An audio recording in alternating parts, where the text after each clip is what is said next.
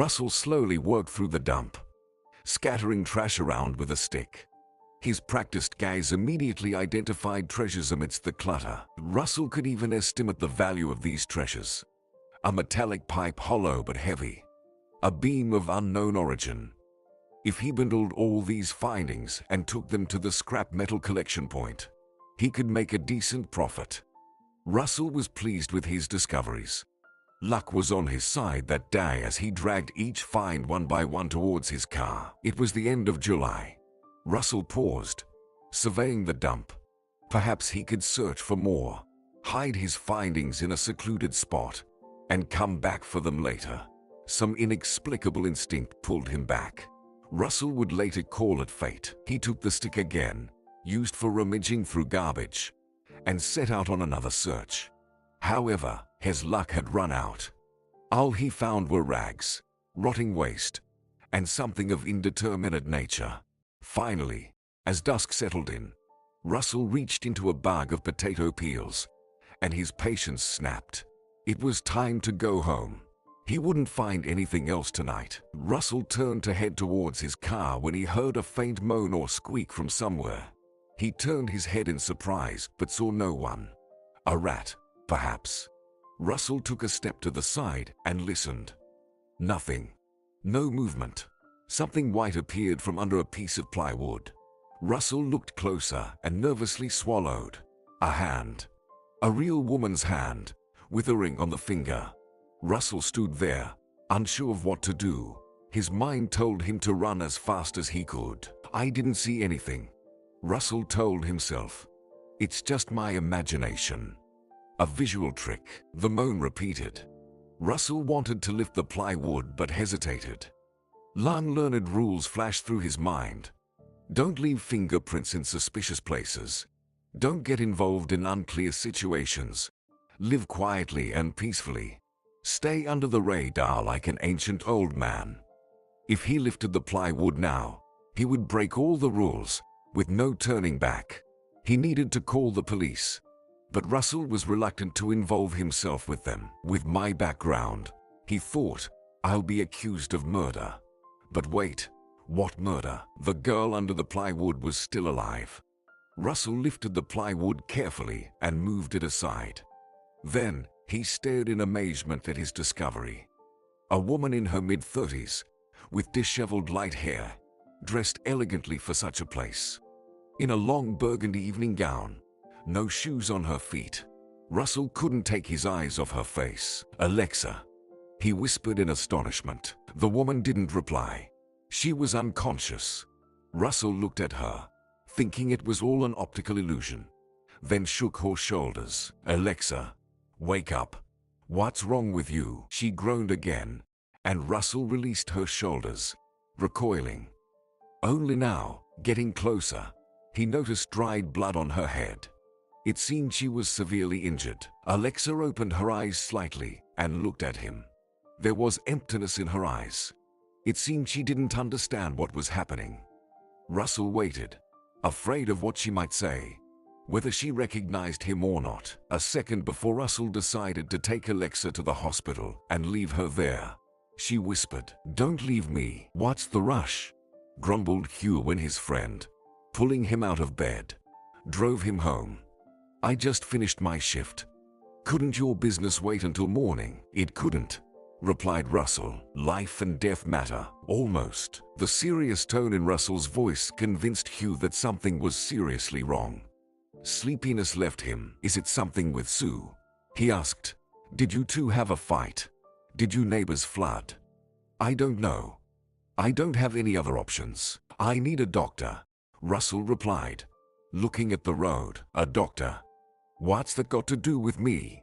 "You should have gone to the hospital." "I did." "You work at the hospital," Hugh snorted. "You know what I mean." Russell remained silent on the way home. One thought dominated his mind. Just to make it in time. Without turning off the engine, he jumped out of the car and rushed to the porch. "Why are you sitting there? Come here," he shouted. Hugh followed. "You dragged me into this story. I would be fast asleep by now." Crossing the threshold, Hugh stopped grumbling. He was speechless. "Help!" Russell yelled. "Why are you standing there? Come on." Hugh approached, not taking his eyes off the woman lying on the couch. A blonde in a beautiful, albeit dirty, dress, surrounded by old faded wallpaper on the walls, old furniture, and dirty dishes on the table. In such an environment, the blonde looked ridiculous and out of place. "Who is she?" Hugh asked, and noticed blood on the woman's head. "What did you do to her?" "Why would I? There's no one else here." "So, you think I almost killed her? You're a true friend." Russell anxiously grabbed the woman's wrist and breathed a sigh of relief. "She has a pulse." It was too early to relax.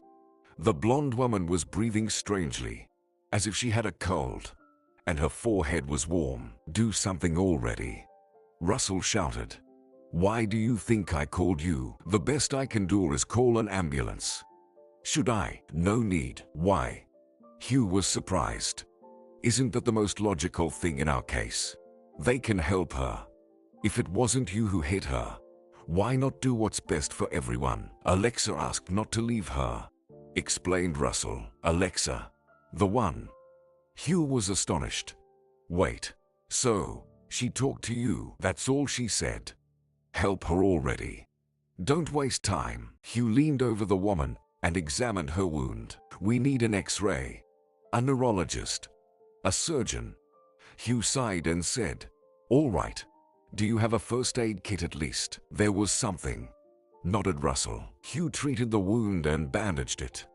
Alexa occasionally moaned but didn't regain consciousness. "What if she has a concussion or something worse?" Hugh asked. "How can you even listen to what a person in this condition is asking for?" "We should have called an ambulance, and that's it." "But do you think she'll survive?" Russell asked. "I hope so. At least because if she dies, you'll have problems." Russell took Alexa's hand. His fiancée, Sue, used some creams, but her hands were not like this. "Where did you find her?" Hugh asked. "You won't believe it. In the dump." "That's hard to believe. Was she already in this condition?" "Yes. I brought her here immediately. Threw away all the metal. I don't know what happened. Alexa has always been so kind. How could this happen to her?" "Kind?" Hugh smirked. "I recall your stories and can't agree with that." "All right. Maybe she wasn't always an angel, but she certainly didn't deserve this." The men were silent for a while, looking at her. And then Russell spoke. "Thank you. You can go home now. We don't need anything else." "You may not need it, but she might," replied Hugh. "I'll probably take a nap on your bed. And you keep watch. Wake me up around 3, and I'll take over." It would have been better if you had called the doctors. Russell didn't say anything. He kept his eyes on Alexa's face, wondering how fate had orchestrated their meeting, and most importantly, why. The night seemed like an eternity to Russell. In the light of the table lamp, he stared at Alexa. Her face seemed horribly pale. Russell listened to her breathing, occasionally checking her pulse, and they told him that things were bad. But Russell didn't know how to help Alexa. Maybe Hugh was right, and they should call the doctors. But Alexa asked not to leave her. Although, did she understand there on the dump whom she was addressing? At 3 o'clock, as promised, Hugh took over the watch. "Go to sleep," he said. "It's my turn to keep watch." "I'll sit for a while," Russell replied. "Don't interfere. Your tongue is already getting tied. Go get some sleep. And no arguments." "As if I've never done a night shift before," Russell said. Hugh sat on a chair, gazing thoughtfully at Alexa, and said, "What's wrong with you, huh? Why are there always only problems with you?" The sun flooded the room, making every object in it shine and beautiful. But for Alexa, looking at this radiance only intensified the pain in her head. She squinted, but it wasn't enough. A sunbeam fell directly on Alexa's face. She wanted to close her eyes with her palm, but performing this action proved impossible. Alexa tried to move her hand, but it helplessly fell off the bed. The sound of breaking glass echoed. "Russell!" She woke up. A stranger man shouted. From somewhere in the distance, footsteps were heard. Now Alexa wanted not only to close her eyes, but also to cover her ears. The noise was splitting her head. Please, be quieter, she wished she could say, but instead, an unintelligible whisper escaped her lips. Alexa. A man grabbed her hand and squeezed it so hard it hurt. Did you say something? His voice seemed familiar to Alexa. But where from? Among her friends and relatives, there was definitely no one like that. Yet, Alexa could swear that she had heard him not for the first time. Let her go, grumbled a second voice, then addressed her. Alexa, can you speak? How do you feel? How did she feel? Awful. The sensation Alexa experienced could be compared to the worst flu after intense workouts at the gym. Everything hurt. Muscles, head, abdomen, bad. She whispered. How's your head? The man continued to ask. Can you look at us? Turn off the light, Alexa requested. For a few seconds, the men remained silent, as if contemplating her request. And then footsteps were heard again. Judging by the sound, someone abruptly pulled the curtains. Alexa opened her eyes. Two faces loomed over her, looking at her as if she were some curiosity. The first man was definitely unfamiliar to her. Alexa wouldn't forget him because an ugly scar crossed his right cheek. However, his dark eyes looked kind, so there was no need to fear him. But the second one made Alexa want to scream with just his gaze. Not because the man was waving a knife or anything like that. It was just that Alexa realized why his voice seemed familiar. Not only the voice, but also those blue eyes and the nose with a little bump. And the way he bites his lip in moments of excitement. Like now, Russell, Alexa whispered, not believing her eyes. He nodded awkwardly. Hello. How are you feeling? Where am I? Where did you come from? Alexa tried to sit up, but it was impossible. She had absolutely no strength. What happened to me? Alexa asked her main question. I don't know. Russell replied. Honestly, I don't know. I found you like this. Like what? Well, with a head wound. A wound. Alexa could barely recall events from the previous day, but her head was indeed throbbing. It seemed like she was at a party. And then, the further events disappeared into a haze. I don't remember anything, she complained. Nothing at all? The second man asked anxiously. Not your address or last name. I remember that, Alexa said. The men breathed a sigh of relief, as if they had expected the worst. Where am I? Alexa asked again. At my place, Russell replied. At home. So, on Tampa Street. Look, she even remembers that, the second man said in surprise. Seems like your case isn't hopeless. Russell hesitated for a moment, then spoke. No, not on Tampa Street. I haven't lived there for a long time. A whole bunch of questions suddenly popped into Alexa's mind. How long? Why? What had happened to him in the last 10 years? Alexa doubted she had the strength for more than one or two questions. And if that's the case, it might be worth spending them on something more important. Where am I? She repeated. In the suburbs, the second man said. In the suburbs. It sounded so vague. In the suburbs of which city? Alexa wouldn't be too surprised if they told her she had been taken to the other end of the country. Watch my fingers, the man with the scar said, bringing his index finger to her nose. Alexa understood that this was a routine medical procedure, and still felt ridiculously foolish moving her eyes left and right. Are you a doctor? She asked when the man finished, and froze with a serious look. The stranger ignored this question. Russell asked anxiously. Well, reflexes seem to be intact. Or should I check again? The answer wasn't too encouraging. It seemed like there was no professionalism here. Alexa's interlocutors spoke to her in hushed tones, as if conversing in a secret language. She already realized that she wouldn't get an exact answer to which street, or at least which town she was in. But at least she could understand that she wasn't in a hospital. The surroundings indicated the poverty of her host. No hospital sterility. An untidy table cluttered with dirty dishes and cups. a colorful curtain on the window. "Do you live here?" Alexa asked. "Yeah." Russell nodded, and again, that embarrassed look. How Alexa missed it. "I like it.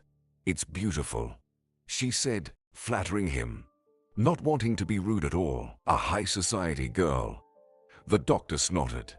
"You'd honestly say you've never seen such a dump." Alexa felt like she was blushing. However, it was hard to say for sure. Her whole body burned as if it were being slowly heated on a low fire. The stranger with the scar touched her forehead and said, "She has a high temperature." Hugh looked intently at his patient.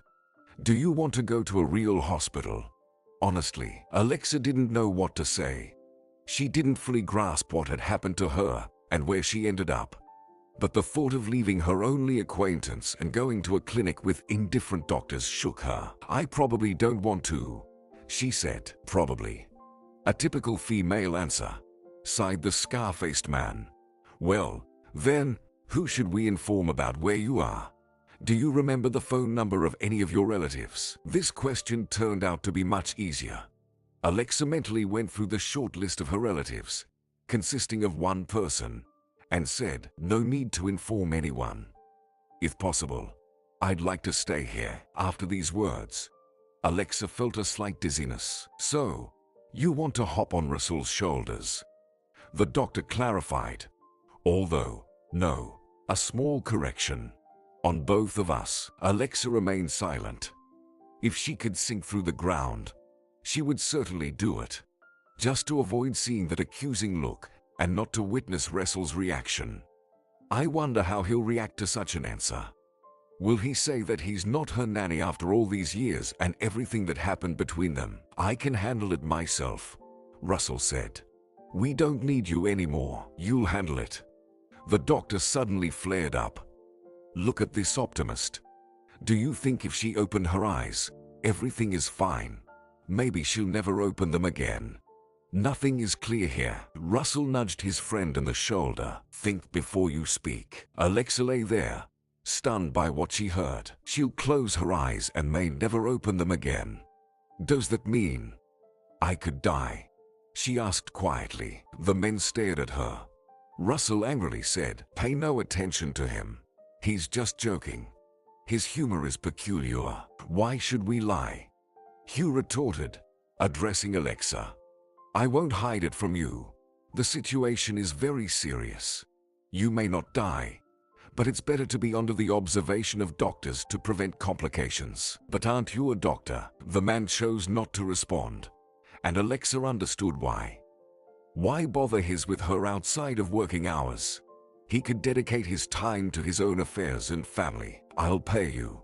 She made one last attempt to persuade him. "I'll pay you whatever you say when I get home." "So, you refuse to leave?" sighed the man.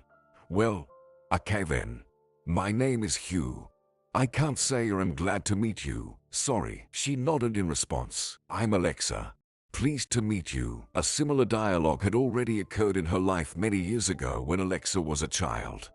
She was around 9 or 10 years old, and the housemaid Meredith introduced her to a stern woman of indeterminate age with glasses and small curls on her head. "Meet Alexa.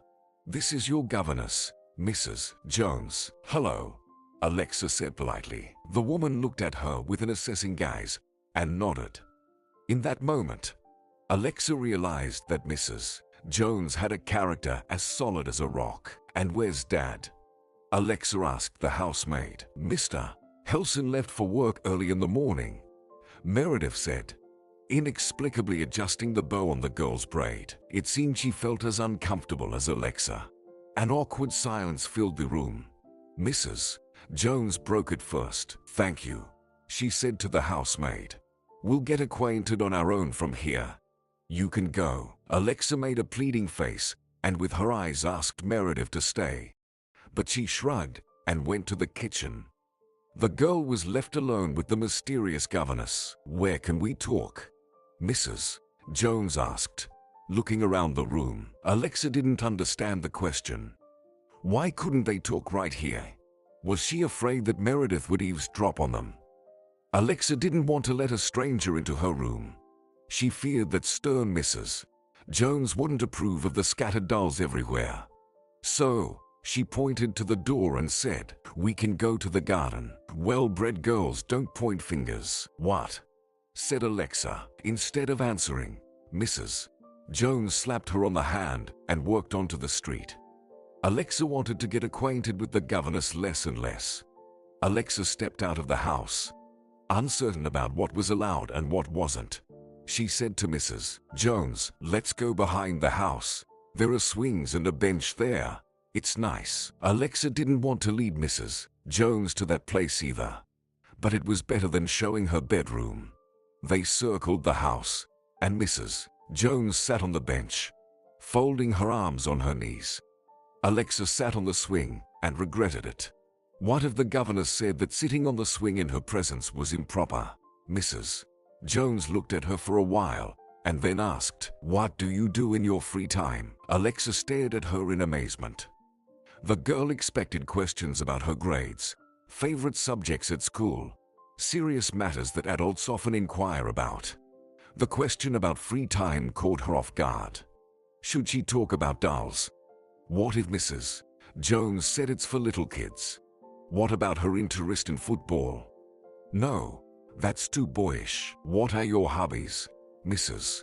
Jones said, apparently considering Alexa utterly foolish. The girl decided to say something completely innocuous, something no one could criticize. I love watching cartoons," she said. "I also go to the zoo or the movies with Dad or Meredith." To be honest, she had only been to the movies with her dad once. She heard the words "Mr. Jones is at work" more often than she actually saw him. So, he didn't have time for movies and other entertainments. But Mrs. Jones didn't need to know that either. The governess frowned, but she didn't comment on her answer. It seemed she was disappointed. "Okay, I understand you," Mrs. Jones said. "So, what are we going to do today? Where should we go?" "Go?" Alexa asked in surprise. "Don't governesses usually teach instead of going for a walk?" "Do you want to study?" "No, but it's very strange," Alexa said. "We will study, of course, but later," Mrs. Jones said. "Today, we'll just chat. Today is our introduction day." For the first time, Alexa saw a smile on her face. It seemed her new governess was a person, not a robot. As the girl initially thought, that work didn't go very well. Later, Alexa realized that she wasn't very good at getting to know people. The same thing was happening now. She knew she didn't like Hugh, but couldn't figure out why. "Do you have an appetite?" he asked after examining Alexa's wound and rebandaging her head. "No." "Well, that's good. I'm still not sure if it's safe for you to eat now." Alexa glanced at Russell. This doctor surprised her more and more. She wanted answers, but her old acquaintance was thinking about something else at that moment. "We should change your clothes," he said uncertainly. "Change?" Alexa asked. Until Russell mentioned it, she hadn't realized what she was wearing. Of course, normal patients don't lie in evening dresses. Alexa also remembered that the dress wasn't ankle length, and these two geniuses didn't even offer her a blanket. She tried to scorch Russell with her eyes, but he didn't understand anything. "Why are you looking at me like that?" he asked. "She's thrilled with your offer," Hugh muttered. "Thinks you're going to change her." Hugh stood up, looked at his friend, then at Alexa, and sighed. "You've given me a weekend. Nothing to say." He left the house, and Alexa ordered Russell, "Bring me a blanket immediately." He smiled. Right away. The blanket Russell brought turned out to be soft, very warm, and it even had a faint tobacco smell. "Do you smoke in bed?" Alexa asked. "Well, sometimes. Yes, that's dangerous. You could start a fire." "Doesn't your wife say anything about it?" Russell looked around and asked, "Where do you see a wife?" Indeed, there was no one else in the room, except for some photo hanging on the wall. It seemed to depict a couple. Russell sighed and added, "If this is a clever way to find out if I'm married, then no, I'm not married." "I don't care," Alexa said, pulling the blanket up to her chin. In reality, She felt relieved that Russell didn't have a wife, although she couldn't explain why. At first, Alexa pretended to be asleep, but then drowsiness overcame her for real. Russell continued to move around, rearranging things on the table, sighing, and clicking a lighter. Another habit from past years. Alexa had forgotten about it. "Don't you need to go to work?" she asked without opening her eyes. "I have the day off today. You said you found me." "Where exactly?" "At the dump," Russell replied. "Where?" Alexa opened her eyes. "At the dump." "But how did I end up there?" "I have no idea. You need to ask yourself." "Do you remember anything at all?" "I remember being at a party outside the city. We have a small house there. We were celebrating Mason's birthday. He's my husband," Russell said. "I know his name." "Go on." Knowing this was unexpected for Alexa, she herself had severed all ties with Russell, not keeping track of him on social media or asking acquaintances about him. It turns out Russell was more curious about her. Did it mean something to him? At some point, "I went outside to gather my thoughts, get some fresh air, and I went into the garden, and someone hit me on the head. It hurt a lot. I woke up here." "Gather your thoughts," Russell repeated. "What did you need to think about?" Alexa didn't have time to answer, and was glad about that. Their conversation was interrupted by the guests entering the room. One of them was Hugh, the strangest doctor she had ever met. The second was a woman of indefinite age and ample proportions in a colorful dress with a scarf on her head. "Hello," the woman said, scanning the room. "Good day," Alexa replied uncertainly. "Meet," said Hugh, "Mrs. Gooding, your caregiver." "Mrs. Gooding?" Russell asked again. "Has she ever worked as a caregiver?" "She's your neighbor." "Neighbor?" The woman chuckled. "Speak the truth. She sorts out rotten onions and potatoes in the store. And in the evenings, she washes the floors at the school, scraping off chewing gum." "I didn't mean that," Russell said.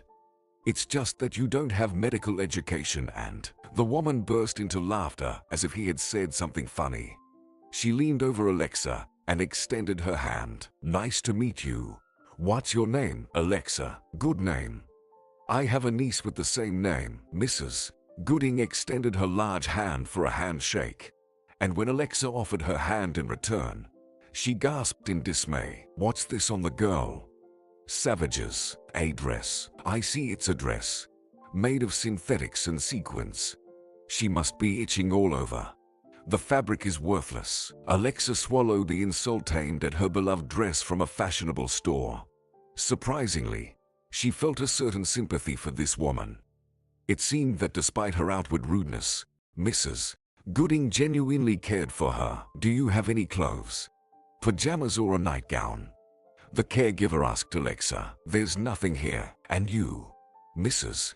Gooding looked at the men. "Strange question." Hugh smirked. "Russell, can you find something with lace? I can find a longer t-shirt. Or a shirt. Is that okay?" Mrs. Gooding nodded. "Bring it. But make sure it's cotton." Russell hurried to another room, and Mrs. Gooding told Alexa, "I won't let anyone harm you." When Russell returned, he showed them a pile of clothes. "Will this do?" Mrs. Gooding scrutinized everything, pulled out one t-shirt from the pile, and said, "This one looks clean. Take the rest." Russell obediently left.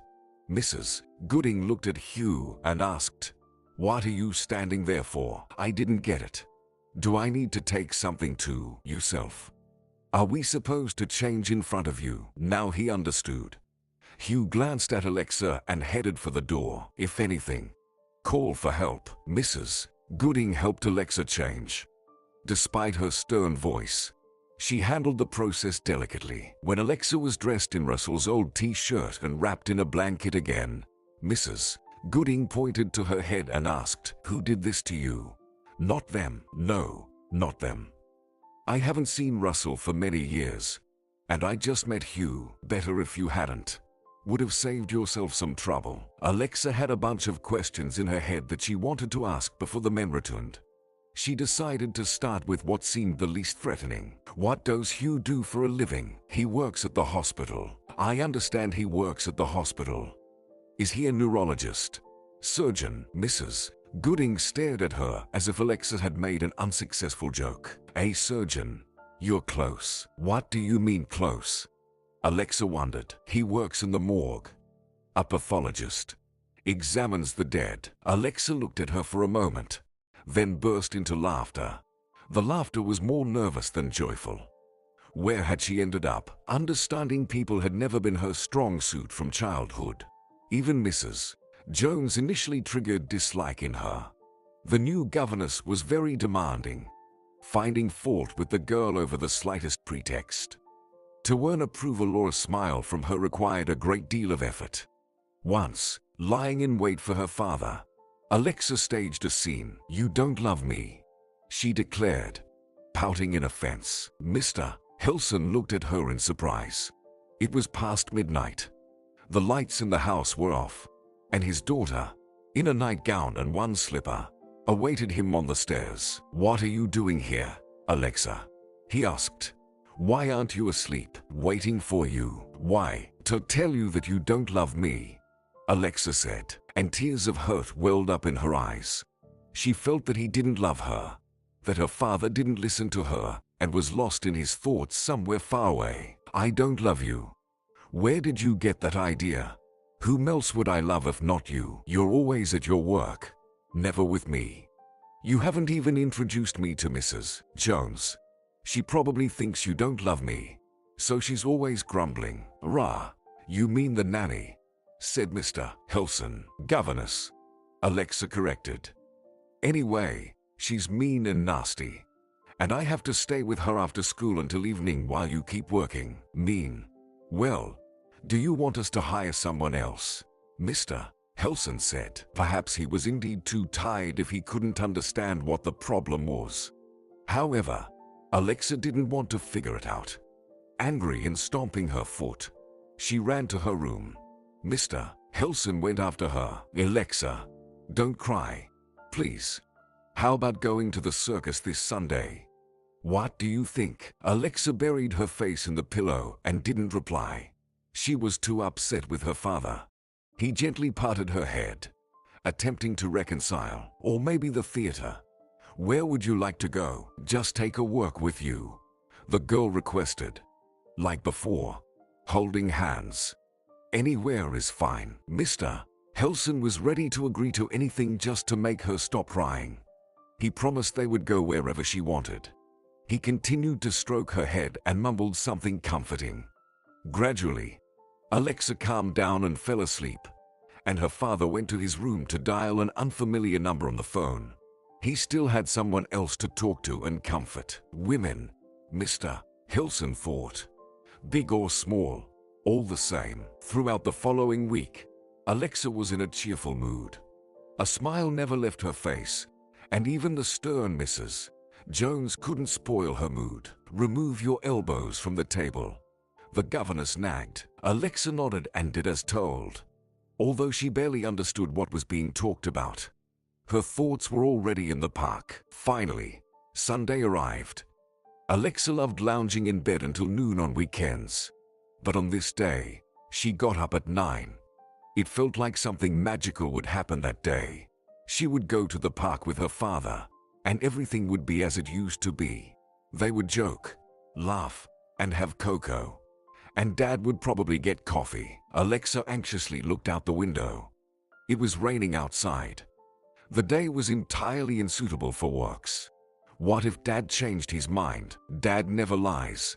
Alexa whispered to the doll watching her from the bed. Unable to stay in her room any longer, she rushed out the door. Dad, are you up already? Alexa peeked into his room.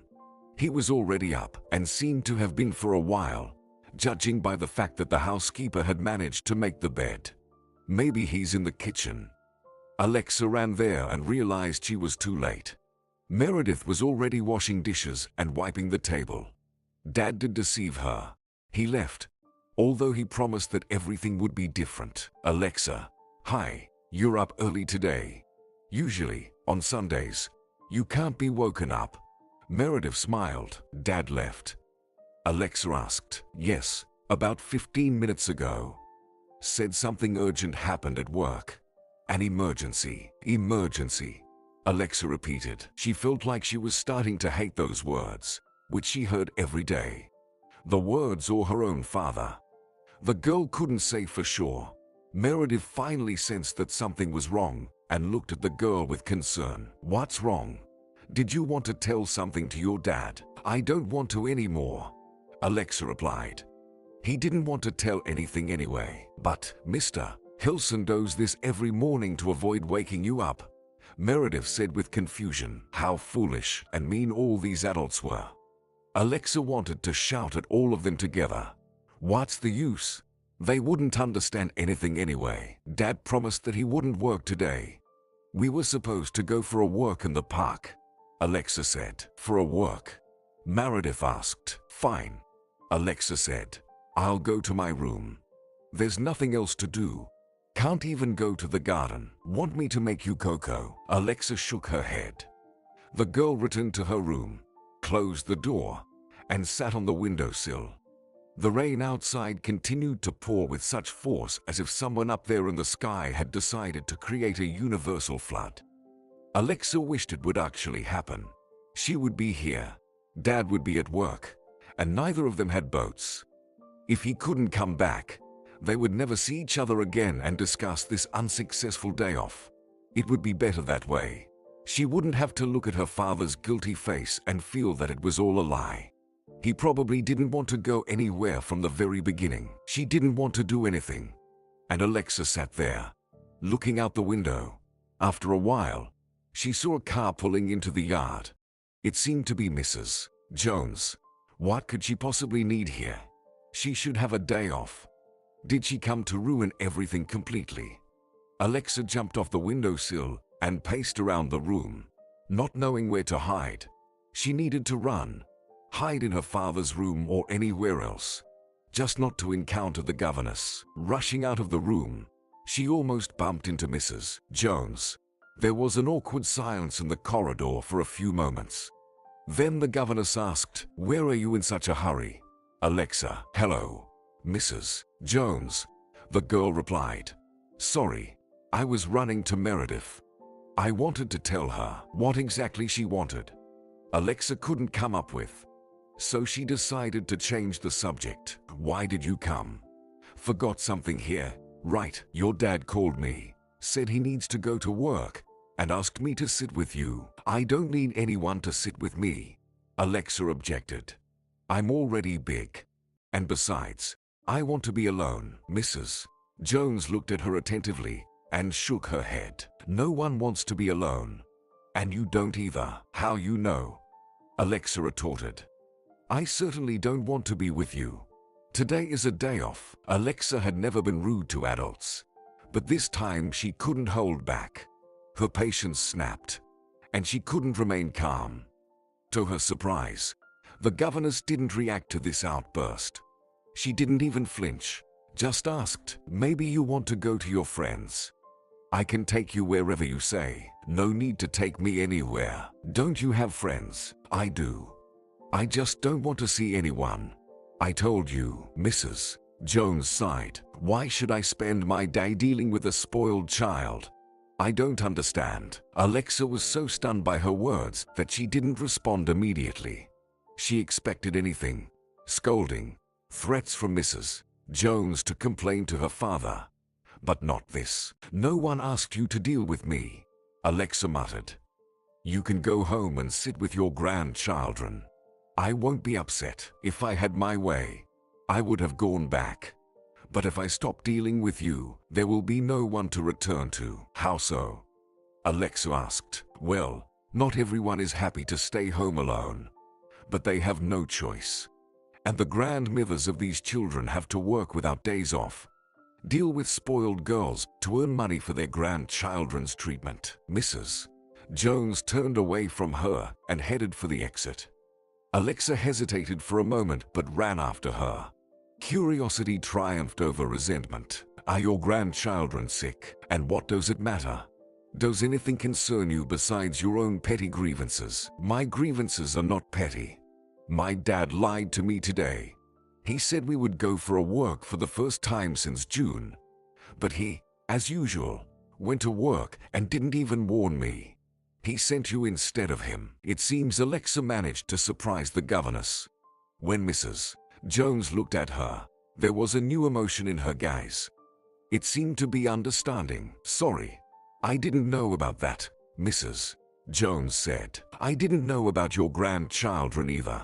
You never told me about yourself, and now that I've told you, what's changed? I don't know. Alexa shrugged. But I'll go with you. Where? To your friends or to the park? To your grandchildren. Introduce me to them. It will be better for everyone. You'll be with your relatives. And I won't stay home. My grandchildren are not a toy. You know, the governess said. I know. Mrs. Jones looked at her for a while, then sighed. I hope I won't regret this.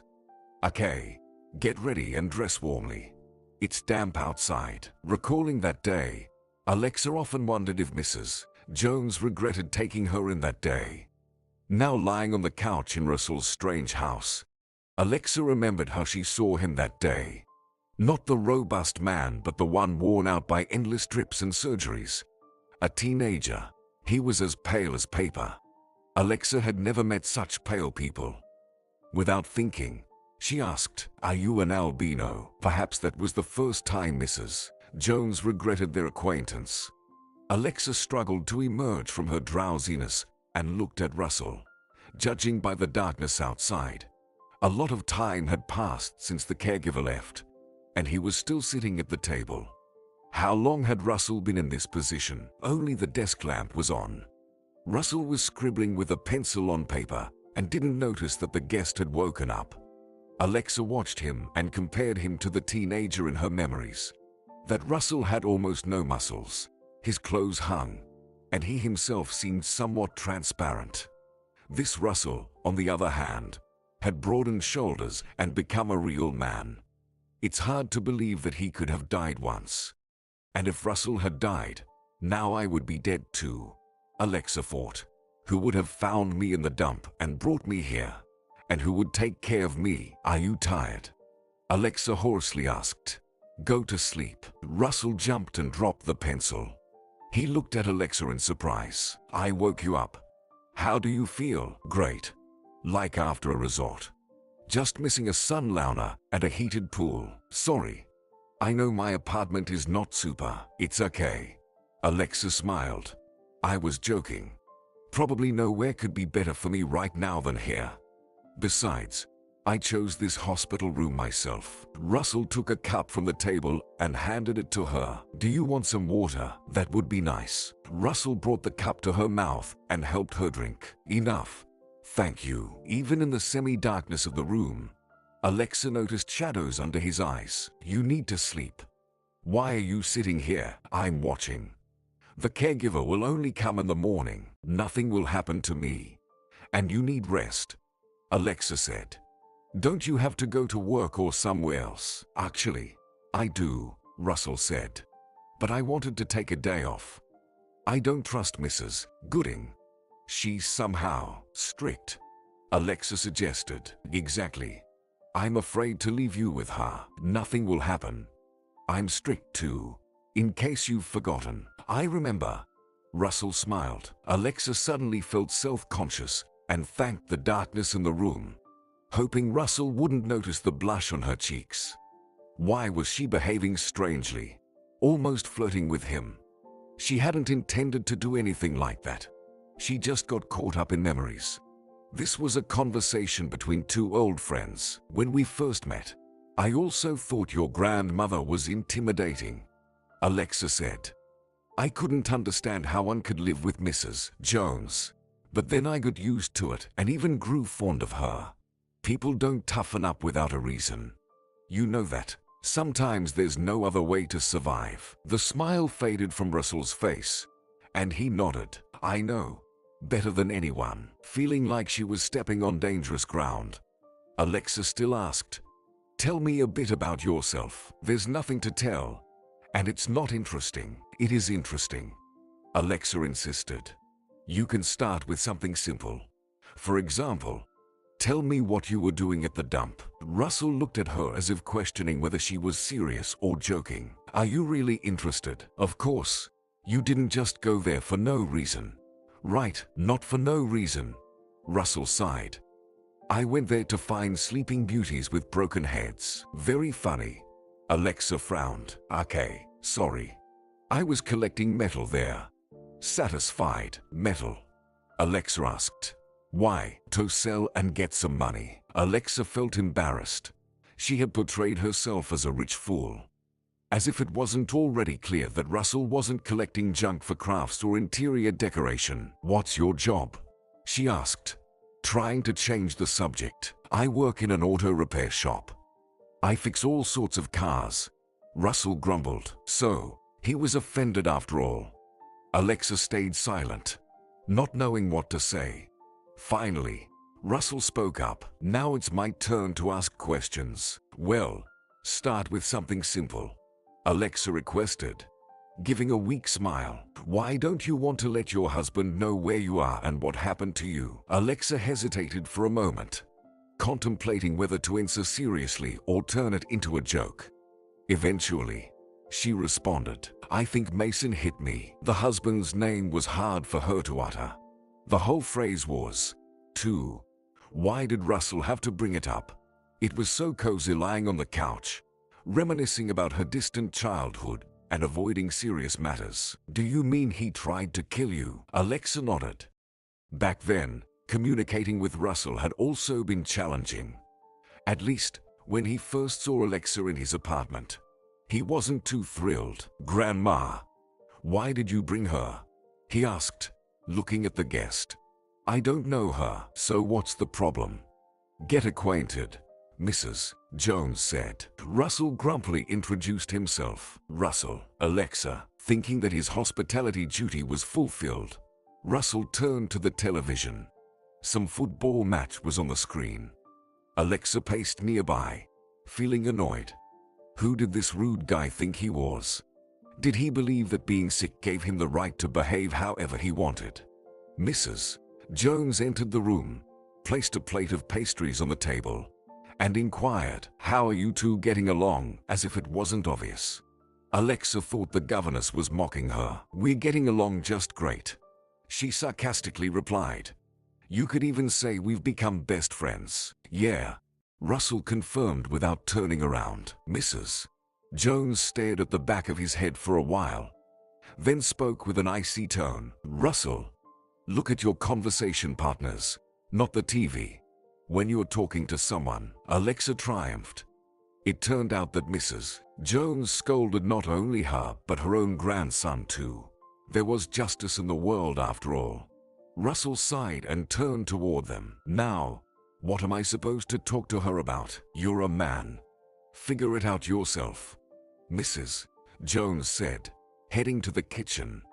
The whistling sound of a boiling kettle could be heard. Russell looked irritatedly at Alexa. The girl decided to initiate the conversation herself. What illness do you have? I don't want to talk about it, Russell replied. Fine. Then what are your interests? What can you be interested in when you are stuck at home all the time? I watch various TV shows. I look out the window. When I get tired of all that, I lie on the bed and stare at the ceiling. Is that really interesting to you? Very, mumbled Alexa. Actually, you could be more polite. I haven't done anything wrong to you. You showed up in someone else's apartment uninvited. Isn't that enough? Russell wondered. Not uninvited. Mrs. Jones invited me. Well, I didn't. Russell turned away from her again and stared at the TV screen. Alexa glared at him angrily. Russell was 2 or 3 years older than her, which, in childhood, feels like an eternity. Usually, Alexa felt timid around boys like him. But now she was furious. Do you play football yourself? She asked. I know you don't now. But before, when you were healthy, of course, he replied. As a forward or a goalkeeper? Alexa inquired. Look at you, using these words. Russell exclaimed sarcastically. The screen displayed intense emotions as his attention was fixed on the match. Maybe you just sat on the bench, she teased. What do you even understand? Russell finally turned to look at her. Alexa thought she could enhance the effect and said, have you ever scored a goal? After such a comment, Russell should have shouted. However, he shook his head in surprise. And you were lecturing me about politeness? Button. Where do you even know all these words? Forward. Goal. Don't call me Button. The girl felt offended. How else should I call you when you are so tiny? Okay.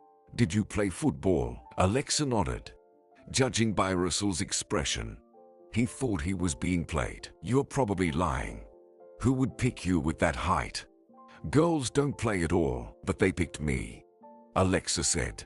Can you imagine? To be honest, no. Alexa preferred not to mention that she played football with first graders. Her classmates and older kids never noticed her. If she was an authority for the younger ones, everyone else, including Russell, considered her a button. And how will you prove it? Russell asked. How can you prove it? Alexa replied. Hit you in the forehead with a sword, if you can. Easier said than done. Russell stood up, approached the bed, and rolled a ball from under it. Give it a try. He crossed his arms on his chest and looked mockingly at the girl. Apparently, he had no doubt that she would miss.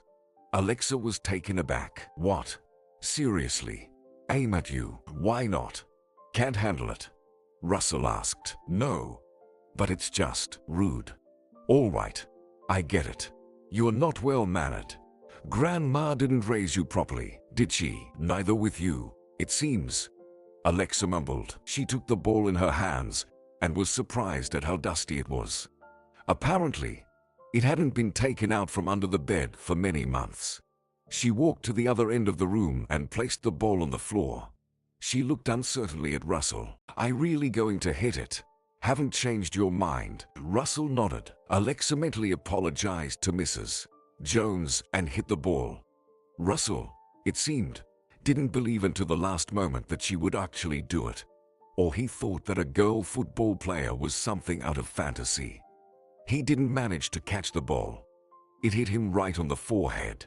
Russell looked shocked at the ball. His pale face turned red. In horror, Alexa pressed her palm to her mouth and whispered, I'm sorry. I didn't mean to. Russell looked at her and unexpectedly burst out laughing. So, you didn't mean to hit me, but you did. And if you had really tried, what then? Would you have demolished the whole house with that sword? The girl smiled uncertainly. I could demolish it if you want. It's not difficult for me. Russell shook his head. No need. I still have to live here for a while. He walked to the table, turned off the TV, and turned to Alexa. Now, let's try again. Try what? Alexa didn't understand. Play football. You hit, and I'll catch. We need to check if it was a fluke or not. Alexa shrugged and did as he commanded. Now Russell caught the ball. The second time as well, and after the third, a smile suddenly left Russell's face, and he sank onto the bed. That's enough for now. I need to rest, Russell said. Alexa stood by the door, looking at him guiltily. In the few minutes they played, the girl had managed to forget that Russell was sick. He seemed perfectly normal, alive, and cheerful. Now, Alexa wondered if she did the right thing by starting to play with him. What if he felt worse after the blow to the forehead? Mrs. Jones entered the room. Alexa flinched, expecting the governess to scold them for playing. But she only said, "Tea is ready." "Russell, will you eat now or rest first?" "I'll rest," he said. "Well, then, Alexa and I will sit in the kitchen for a while. Come, Alexa, help me with something." The girl looked at Russell, left the room, and whispered to Mrs. Jones, "Forgive me." "For what?" "For starting this game. Russell got up because of me. He felt worse because of me." "Not worse," sighed the governess. "He just has very little strength. He'll rest a bit, and everything will be fine." "Really? Can he recover?" Mrs. Jones didn't answer this question. They sat in the kitchen for an hour or two, almost not talking and gazing out of the window. Russell fell asleep, and Alexa didn't see him anymore that evening, thinking she might never see him again. "Thank you for inviting me," the girl said when Mrs. Jones dropped her off at home. "Thank you too." "What for?" "For today." I heard Russell laugh for the first time in a long while, the governess replied. Alexa looked at Mrs. Jones and, for the first time, realized how old she was. Her carefully arranged curls seemed tousled and fake, like the hair of her old doll. There were too many wrinkles on her face. How old was she? 80, 90? Or maybe she looked so old because Russell was sick, because she worried too much about him. Alexa entered the house, continuing to recall the events of this strange day. Meeting the sick Russell, the peculiar football game, the pastries. Alexa remembered everything except that her father had deceived her. It already seemed unimportant, until she met her dad coming out of the kitchen. He was already in casual clothes and looked pleased with himself. Seeing his daughter, he smiled. "Alexa, how was your day? Where did you go with Mrs. Jones?" Alexa frowned at her father. His cheerfulness surprised her. "I was at her house, unexpected." "And how was it?" "Napkins, lace, and all that stuff." "It was normal, Dad. Why do you care where I was and what I did?" "I don't ask you where you've been." Alexa tried to bypass him and go to her room, but he caught her shoulder. "I don't understand. What's with the attitude?" Alexa sighed. "Dad, you promised we would go to the park. I've been waiting for this day all week, and then you left in the morning and didn't even tell me about it. Sent me with the governess, like any other day. So, you're upset?" Her father interrupted. If he looked embarrassed, it was only slightly. "Yes, Dad, I'm upset. Although, perhaps, it's not so bad that I went to Mrs. Jones. She had fun." "Fun?" her father exclaimed. "But you couldn't stand her, and wrongly so. She turned out to be quite normal." Alexa walked into her room and closed the door in front of her surprised father. He thought for a moment and muttered, "If you want, we'll go somewhere next weekend. I promise you." "You already promised," Alexa whispered. A stroll with her father no longer enticed her so much. Her desire had changed. Alexa already knew where to go next weekend. To Mrs. Jones and her grandson. She just had to figure out how to make it happen. But the girl didn't even have to try. The following Sunday, her father went to work again, and Mrs. Jones's old car pulled up to their house. "Where shall we go?" Mrs. Jones asked. "To your place, if that's okay," Alexa said. All week they hadn't said a word about the previous visit of the girl to their home. They behaved as if nothing had happened. And then suddenly Alexa became bold and brought up the topic herself. "Today, there's no rain. The sun is shining. Maybe Russell will want to go for a walk." "He rarely leaves the house," sighed Mrs. Jones. "He's not in the mood, and he doesn't have the strength for a long walk. But we can try. Maybe he'll agree to go somewhere by car." Alexa rushed into the apartment, took off her boots, and without removing her coat, ran into the room. Russell was sitting in an armchair reading a book. When he saw the guest, he almost dropped the book. "You again, Botan. Couldn't you at least knock when you enter a room?" Alexa went out the door, knocked twice, and returned. "Hi. Is this better? What are you reading?" She approached Russell and looked at the book cover. "So thick. Probably from Grandma's library." "Ha.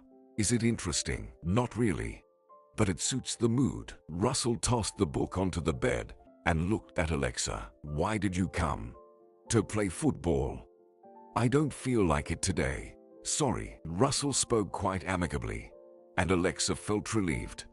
Although her friend was still pale, and it worried her. Friend.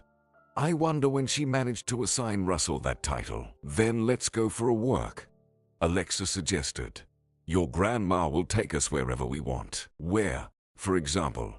Russell inquired. Alexa thought. "You don't want to play football," she said, So let's go to the riverside.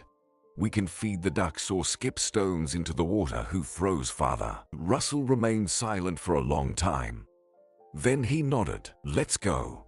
Maybe I can beat you there. Alexa remembered this day for the rest of her life. The laughter, jokes, even Mrs. Jones laughed. They fed ducks, and despite his condition, Russell managed to throw a stone farther than her. Their work didn't last long. He quickly grew tired. Visiting them became a habit for the girl, but it happened less and less. Russell is not feeling very well today, Mrs. Jones would say on the phone. Will you drop by another time? All right, Alexa agreed. She had never seen Russell's parents and wondered why his grandmother dealt with him alone. She also feared that something might happen to Russell while Mrs. Jones was at work. What then? Alexa dared to talk about it with the governess. Mrs. Jones, where are Russell's mom and dad? She asked. Do they work every day like my dad? So they're never home. They left when Russell got sick. Left? Where to? Mrs. Jones didn't know if she should tell the girl the details. Alexa reassured her. I won't tell anyone. I promise. But everyone already knows. Sighed Mrs. Jones. His mom, my daughter, went to work when he got sick. She only comes to us on vacation or when Russell gets really bad. And Russell's dad just left. How so?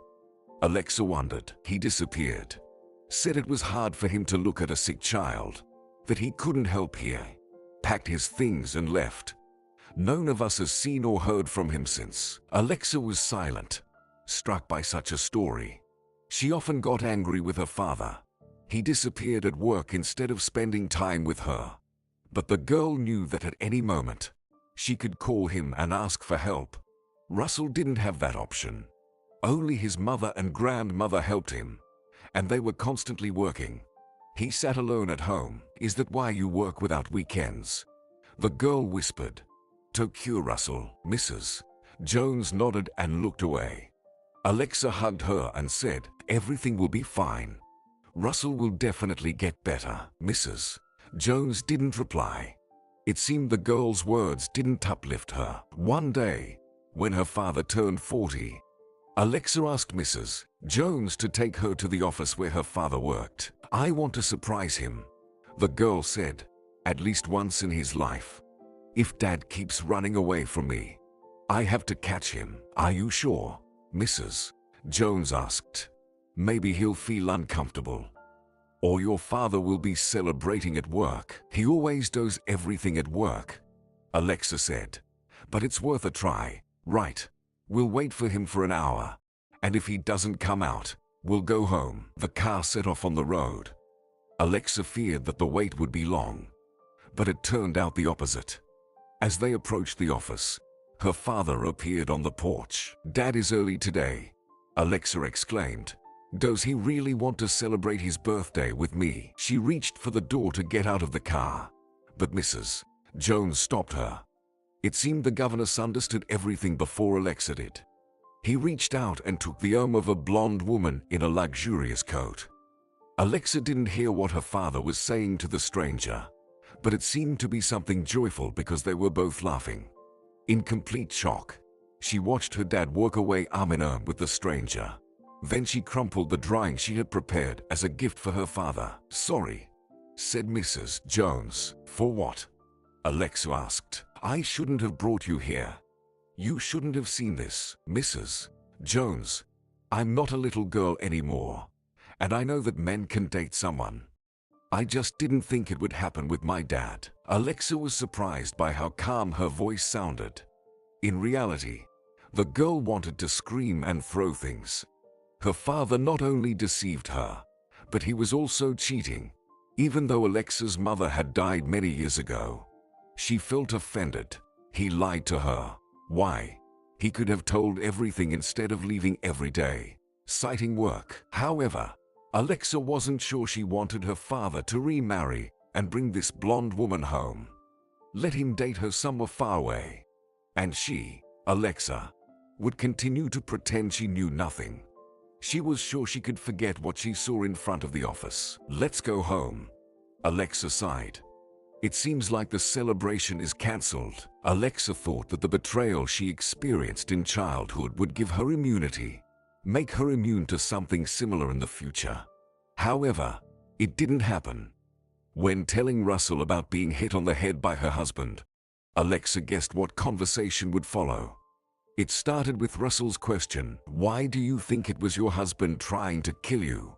Did he have a reason for that?" "No," Alexa whispered. "Did you have a fight?" "Also not true. We lived quietly and peacefully.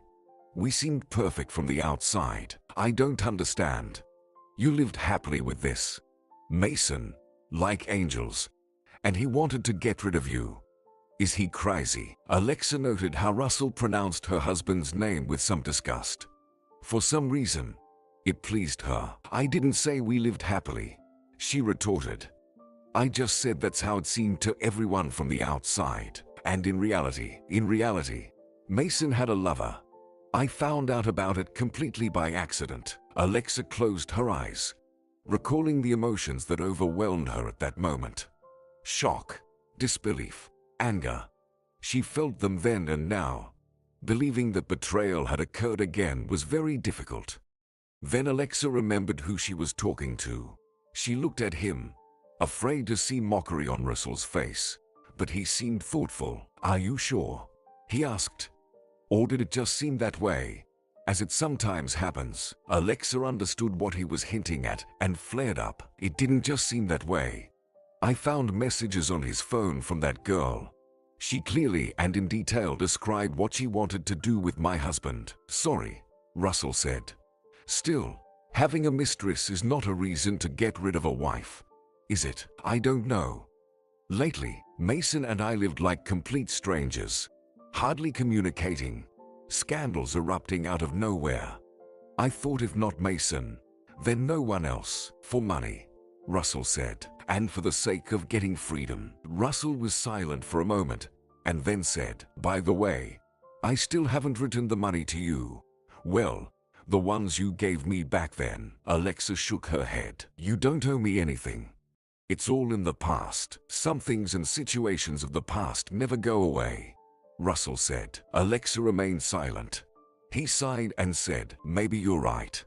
Let's go to sleep. We are both tired. You need to rest to recover. Do you want something? Sweet tea or—" "No," Alexa said. "Good night." "You too. Sweet dreams." Russell turned off the lamp and left, and Alexa felt tears streaming down her cheeks. Sweet dreams. Who and when was the last time someone wished her something like that? She couldn't remember. Her childhood visits to Russell became less frequent until they stopped altogether. For Alexa, it was a shock. "Mrs. Jones won't come today," the housekeeper told the girl on a Sunday morning when she was waiting for the governess as usual. "Why? What happened?" "I'm not sure. It seems her grandson is not feeling well." Alexa froze. "Russell, what happened to him? And why didn't Mrs. Jones call? Did the governess forget about her, just like her father did?" "No, Mrs. Jones is not like that. Probably, she just doesn't have time for it. And that means something really terrible has happened." Alexa waited for 2 hours and called the governess herself. Mrs. Jones didn't answer the phone, so Alexa left a message on the voicemail. "Mrs. Jones, please call me as soon as you can. It's very important." Mrs. Jones called back about 20 minutes later. Her voice sounded very tired. "Hello, Alexa. What did you want?" "To find out what happened to Russell." "Where is he now?" "Russell is in the hospital," Mrs. Jones said. "He felt unwell this morning." "What's wrong with him?" "I can't explain it properly. I'm not a doctor," Mrs. Jones sighed. "I'll just say that his illness has worsened significantly." "Could he die?" Alexa asked. Over the weeks spent with Russell, she had become so accustomed to him that life without her friend seemed impossible. "Not now, but without proper treatment, I'm afraid yes." "What about money? Can it help? You work so hard to help Russell. So it's about money, right?" Mrs. Jones sighed. "Alexa, dear, Money and health are not the same. Yes, if we had enough money, we could send Russell abroad. There is one treatment, still experimental. But Alexa didn't bother to listen. She hung up. Then, she dialed her father's number. He didn't answer for a very long time. Alexa frowned, imagining her father somewhere with his blonde. Finally, he picked up. Alexa, something happened. He asked, Dad, what time will you come today? Alexa asked, Why? I need you to come earlier. The girl replied, even at such a young age. She understood that discussing Russell would be better in person, not over the phone, and can't wait until tomorrow. I don't know when I'll be back. Alexa thought she heard some noises in the background. It seemed her father wasn't alone. No, the girl said. It's important matter. Her father sighed. All right, I'll be back by 9. I hope what's important for you is not a lost doll or buying a puppy. Alexa hung up and began pacing from corner to corner. Would her father fulfill her request? He must, or everything would be lost.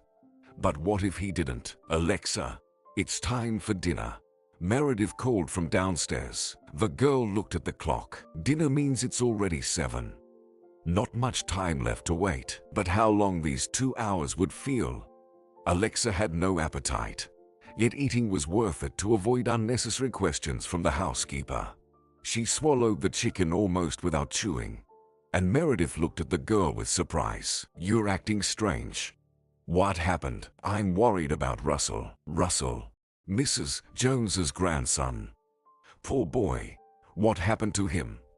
He hasn't done anything in life yet. He still has time, Alexa said. I meant he hasn't done anything wrong, the housekeeper added. Alexa realized that Meredith was lying. In reality, she meant something else, that Russell's time was running out. Alexa stayed in the living room, not to miss her father's arrival. Would her father return on time? Could he have lied again? Alexa no longer trusted her own father. However, she had no other people to rely on. Her father didn't lie. Alexa met him in the hallway, rushing there as soon as she heard the key turn in the lock. What are you doing here? He exclaimed, seeing her. Why aren't you in your room? I'm waiting for you. I told you it was urgent, Alexa said. So, it really is serious, he replied. I hope the problem is still about a lost doll, not something else. No, Dad, it's not about the doll. He sighed and headed to the living room. The girl feared what this conversation might lead to, but she couldn't back down. He sat on the sofa. Alexa glanced at the door leading to the kitchen and whispered, Let's go to my room. Why? Someone might hear. Oh my God. Are you afraid the servants will eavesdrop? Alexa nodded. What mysterious thing do you want to tell me? He asked. I'll tell you in my room, Alexa repeated. Her father looked irritated but complied. He waited for Alexa to close the door behind her and asked, So, what's the secret? Why did you urgently call me home? Mrs. Jones didn't come today, Alexa said. I know. She warned me. And so what? People are entitled to weekends. Her grandson is sick. Well, he has been sick for a long time. But today he got worse, Alexa said. I'm aware of that too.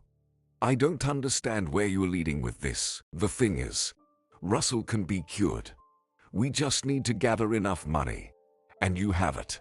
We have it, Alexa said. He remained silent for a while and then asked, Did Mrs. Jones instruct you to talk about this? Why do you think that? Well, you couldn't have figured this out on your own. Did she tell you to ask me for money? Am I right? No, Alexa said indignantly. I decided this on my own. What did you decide? I decided to help Russell. Mrs. Jones won't be able to raise a lot of money or do it quickly, and Russell could die in the meantime. Alexa didn't want to utter those words, knowing she would cry. And indeed, tears streamed down Alexa's cheeks as her father looked at her in surprise. Alexa, there are thousands of sick children in the world, he said.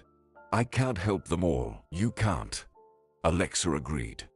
But you can help at least, Russell. What's with this sudden concern? Her father exclaimed. Because Russell is my friend. Alexa replied. Nonsense. Her father shook his head. Giving crazy amounts of money to that old woman, throwing them into nowhere. Alexa was offended by her father's disdainful attitude towards Mrs. Jones. However, she didn't argue. The main thing was to achieve the goal. Everything else didn't matter. Not nowhere. Alexa corrected. You'll be saving Russell's life. Alexa, you don't know how hard it is to earn money. Do you think I just sit in my office and play all day? No. Or maybe you do. But with that woman in the fur coat. What woman? He exclaimed. She has such light hair, Alexa said, down to her waist. And an annoying laugh. He couldn't recover from the shock. If you give money to Russell, I won't mind if you talk to her. You can even marry her if you want, Alexa said. He jumped up and started pacing around the room. He mumbled something to himself, and only a few words reached Alexa's ears. Didn't plan to get married. Nonsense. What kind of fantasies? Alexa patiently waited for his response. Finally, he stopped and looked at her. A strange expression, a mix of irritation and amusement, froze on his face. Charity, he said. Fine, I'll do it. Let's start a publicity campaign. Invite journalists. Get it covered in the press. Our company will be known nationwide. If we try hard enough, maybe we can even get some benefits. So, you'll help Russell? Alexa clarified. She wasn't particularly interested in these business discussions. Let her father do as he pleased. The main thing was for him to give the money. I'll help. Your wish is my command. But drop all this nonsense about the woman. Understand? I don't want to hear about her again. Alexa gestured as if locking her lips. Her father snorted and left the room, saying as a parting remark, I'll call Mrs. Jones tomorrow. It's too late now. Alexa didn't argue. She had achieved her goal. Russell would be saved. The next day she woke up early, dressed, and hurried to the kitchen. Her father was already there, eating his sandwiches and flipping through some documents. Seeing Alexa, he asked in surprise, Where are you going? School starts at 8, doesn't it? Not to school. To the hospital, Alexa said, opening the refrigerator. And here I am wondering why your socks are different colors, and the school uniform is strange. Her father noticed. Alexa, this won't work. You'll go to the hospital after school.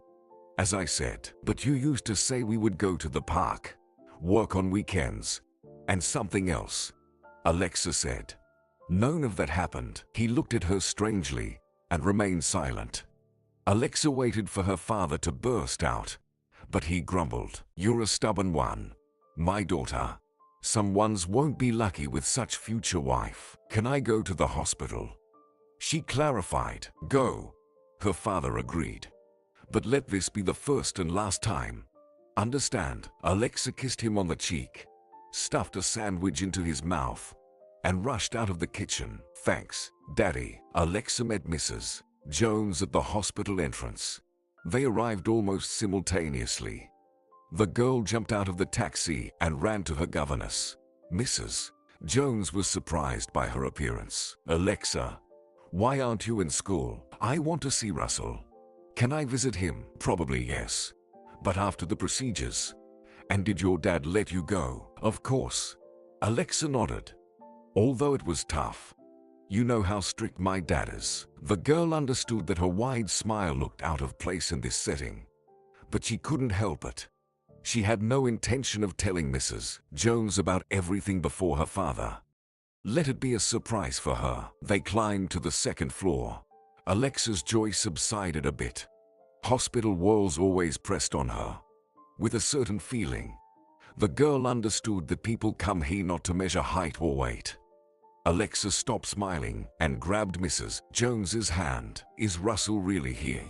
Yes, Mrs. Jones nodded. She led Alexa to one of the benches along the wall and asked, Wait here. I'll find a doctor. She disappeared into one of the offices and Alexa waited eagerly. Mrs. Jones emerged in the corridor half an hour later, looking stunned. She looked at the girl as if seeing her for the first time. "I was told that Mr. Helson called, or some representative from his company. I didn't quite understand. He asked about Russell. Will Dad help?" Alexa asked. "Yes." Mrs. Jones nodded, tears glistening in her eyes. "Did you ask him? What does it matter? The main thing is that Russell will finally be healthy. He did recover, although the doctors didn't guarantee 100% success. The months Russell spent abroad were the most challenging in Alexa's life.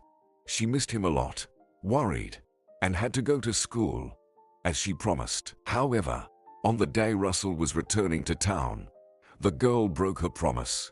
She found herself near her friend's house long before the plane landed at the airport. By the time the taxi brought Mrs. Jones and her grandson into the yard, Alexa's excitement had reached its peak. As soon as Russell got out of the car, she threw herself at him, hugged him for a moment, let go, and joyfully exclaimed, "You did come back. It sounds like I shouldn't have," Russell said. There was no irritation in his voice, only happiness. "This is for you, Alexa," he said, handing her a bag. "Souvenirs, thank you." The girl nodded. She barely glanced at what was inside. All her attention was consumed by Russell. "Well, I see blush on your cheeks for the first time. It's so unusual. Hope you don't think I put on makeup." "No, of course not. But I won't be able to call you an albino anymore." "Try it. You'll forever be a button. I'll never call you by your name. Remember that, even after 100 years. Alexa listened to his grumbling and then laughed. In her heart, joy still bubbled, but now it was even greater. Russell said he would be there for 100 years. Perhaps she really wanted that. Later, recalling this moment, Alexa thought that it was then she fell in love. However, the 100 measured years with Russell did not pass as smoothly as she had hoped. The reason for that was his return to normal life. He returned to school, and Alexa immersed herself in her studies. Both of them gained new friends and acquaintances, and they saw each other less often. Although Alexa tried to visit Russell after classes at school, she became friends with Jasmine. Jasmine joined their class in high school when Alexa was 16, and she immediately disliked by most classmates for some unknown reason. Alexa felt sorry for her, unable to tolerate such treatment. Seizing the moment when everyone was getting ready to go home, Alexa approached Jasmine and asked, "Are you in a hurry?" Jasmine looked at her cautiously. "No, I'm going home," Jasmine said. "Do your parents wait for you right now?" "I don't know." "Why does it matter? Maybe you'd like to come to my place." "Why?" "I noticed that you have the lead singer of Nirvana on many of your notebooks. We can have cookies and listen to music." Alexa knew that Jasmine's family was not very wealthy. Her mother worked as a saleswoman, and there was no father. How would she react to this invitation? Perhaps, seeing Alexa's house, she would think that she was arrogant and proud of her father's money. But that wasn't true. Alexa had two qualities that were unpleasant to herself. She overthought trivial matters and sympathized with everyone who had suffered from fate. It happened with Russell, and it was the same now. "Why do you need this?" "Just inviting you as a friend." Alexa understood that it sounded silly, but she couldn't find another reason. "Okay. If you don't want to go, you don't have to." Alexa sighed and was about to leave when Jasmine grabbed her hand. "No, I want to." "How are we going to get there?" "I heard you live in the suburbs. Does a bus go there?" "It does, but we won't take it. A car with a driver will pick me up," Alexa said, experiencing a new wave of embarrassment. Mrs. Jones hadn't visited her for 2 years. Health problems had arisen, and it became challenging for her to work. Alexa managed without a governess. The cheerful driver Spencer, a man of pre-retirement age with the character of a child, took her place. "Look, today I have not one princess but two," he greeted the girls. "Where shall we go? Home or for some fun?" "Home for fun." Alexa said. Will you later take Jasmine back to the city? No problem.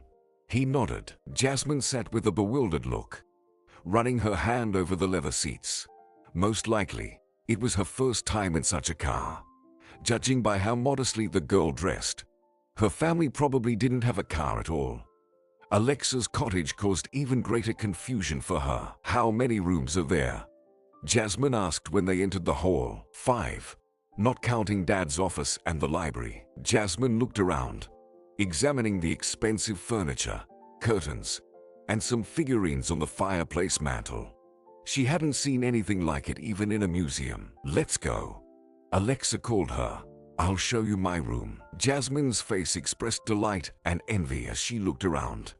Unfortunately, Alexa didn't notice the latter feeling of her new friend. Tell me about yourself, she asked Jasmine when she brought lemonade and homemade cookies into the room.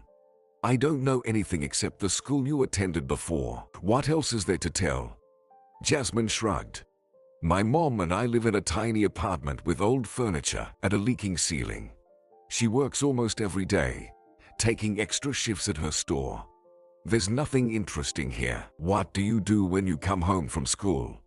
Alexa asked. I cook dinner, watch various TV series, play music. Do you have any brothers or sisters? Jasmine asked. No, although I wouldn't mind, Alexa replied. Seriously? Jasmine was surprised. You'd like someone else, but everything belongs to you. You're the only mistress here, not the only one. Alexa corrected her. There's also Dad, but that doesn't count. Anyway, I wouldn't want anyone else. I often hear stories about older brothers and sisters bullying. What's the point? But not everyone is like that, Alexa noted. There are normal ones. Normal, Jasmine said. I would like a normal brother, a boxer, or a karateka, to protect me. Then no one would dare to bother me. Do you get bullied a lot? Alexa asked. Don't you see it yourself? Our guys don't behave very well, Alexa admitted. But they don't hit you, do they? Jasmine shook her head. No. Okay, let's talk about something more fun. For example, will you show me something from your clothes? Not the school uniform, but what you usually wear. There are probably expensive brands there. Right, I'm not really into clothes. Well, let's see. Alexa agreed. Jasmine opened the wardrobe. There were no exclamations of admiration, but Jasmine looked at everything with such reverence that Alexa couldn't resist and gave her one of her sweaters. We seem to have the same size. It will fit you, she said. Jasmine rushed to hug her. Is this really for me? Thank you. You know, I've always dreamed of finding a best friend, like in the movies. Let's become best friends for each other. But could Alexa refuse when she was looked at with such enthusiastic eyes? From that day on, they became almost inseparable. Jasmine moved to the desk next to Alexa, followed her everywhere. She even started to look better. Following Alexa's advice, she visited her acquaintance, a hairstylist, and got a trendy haircut. Gradually, Jasmine stopped being bullied. The girls did become friends, going out together, chatting about nonsense, and trusting each other with secrets. However, Alexa couldn't tell Jasmine about Russell, or more precisely, reveal the truth about what he meant to her. Something told her that it wasn't the right thing to do. Jasmine was puzzled and offended when Alexa met Russell, instead of watching movies or wandering around shopping malls together. What's so special about this guy? She would ask. You said you're not dating. We're not dating, Alexa would agree. We're just friends. There's no such thing as friendship between guys and girls, Jasmine confidently declared. You like him, okay. Okay, maybe I do like him a bit, Alexa admitted. But it doesn't mean anything. Russell doesn't even know about it, so tell him about your feelings. What are you waiting for? It's awkward. Right now, at least, we're friends. What if Russell stops talking to me altogether after this, or someone else takes him away while you are dragging your feet? Choose, Jasmine replied. This statement left an unpleasant feeling in Alexa's heart, and then it would resurface in her memory more than once. Alexa never gathered the courage to confess her feelings to Russell. Everything resolved itself somehow. One day, Russell, who was already in college by then, invited Alexa to a college party. Many will come there with their girlfriends, he explained.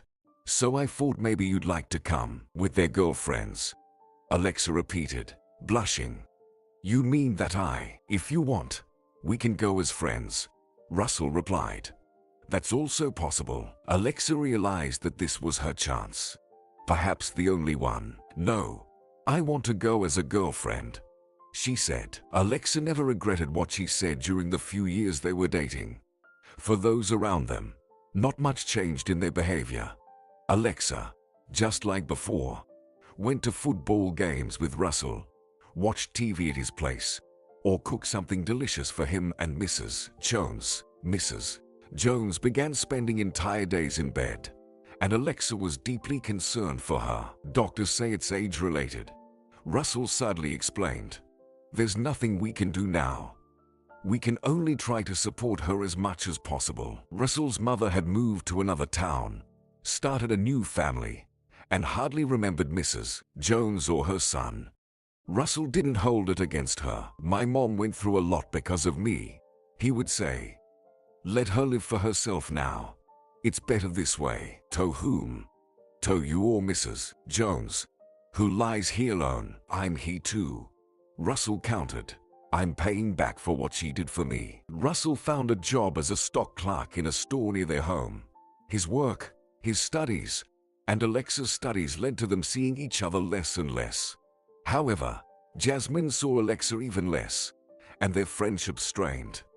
A real argument between them happened when Alexa couldn't make it to Jasmine's birthday. You were probably with that guy of yours again, Jasmine said, pouting. She avoided calling Russell by name, as if afraid to get dirty. Not exactly with him, with Mrs. Jones. She felt unwell yesterday, and Russell had a tough day at work. He couldn't take time off. I'm sorry. Please forgive me. Jasmine continued to stay silent. Alexa took her hand. Well, let's celebrate on Sunday.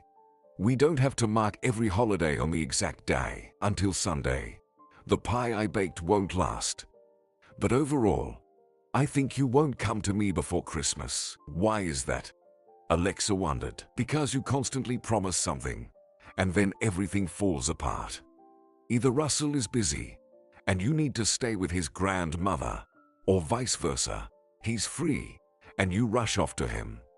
Don't you think it's all a game? In what sense? Alexa asked. In the sense that he's using you, dating you for the money. This thought had never crossed Alexa's mind, probably because it seemed too absurd. Russell has never asked me for anything, she said. He didn't ask, Jasmine agreed. But you once handed him a bunch of money. Or rather, your dad did.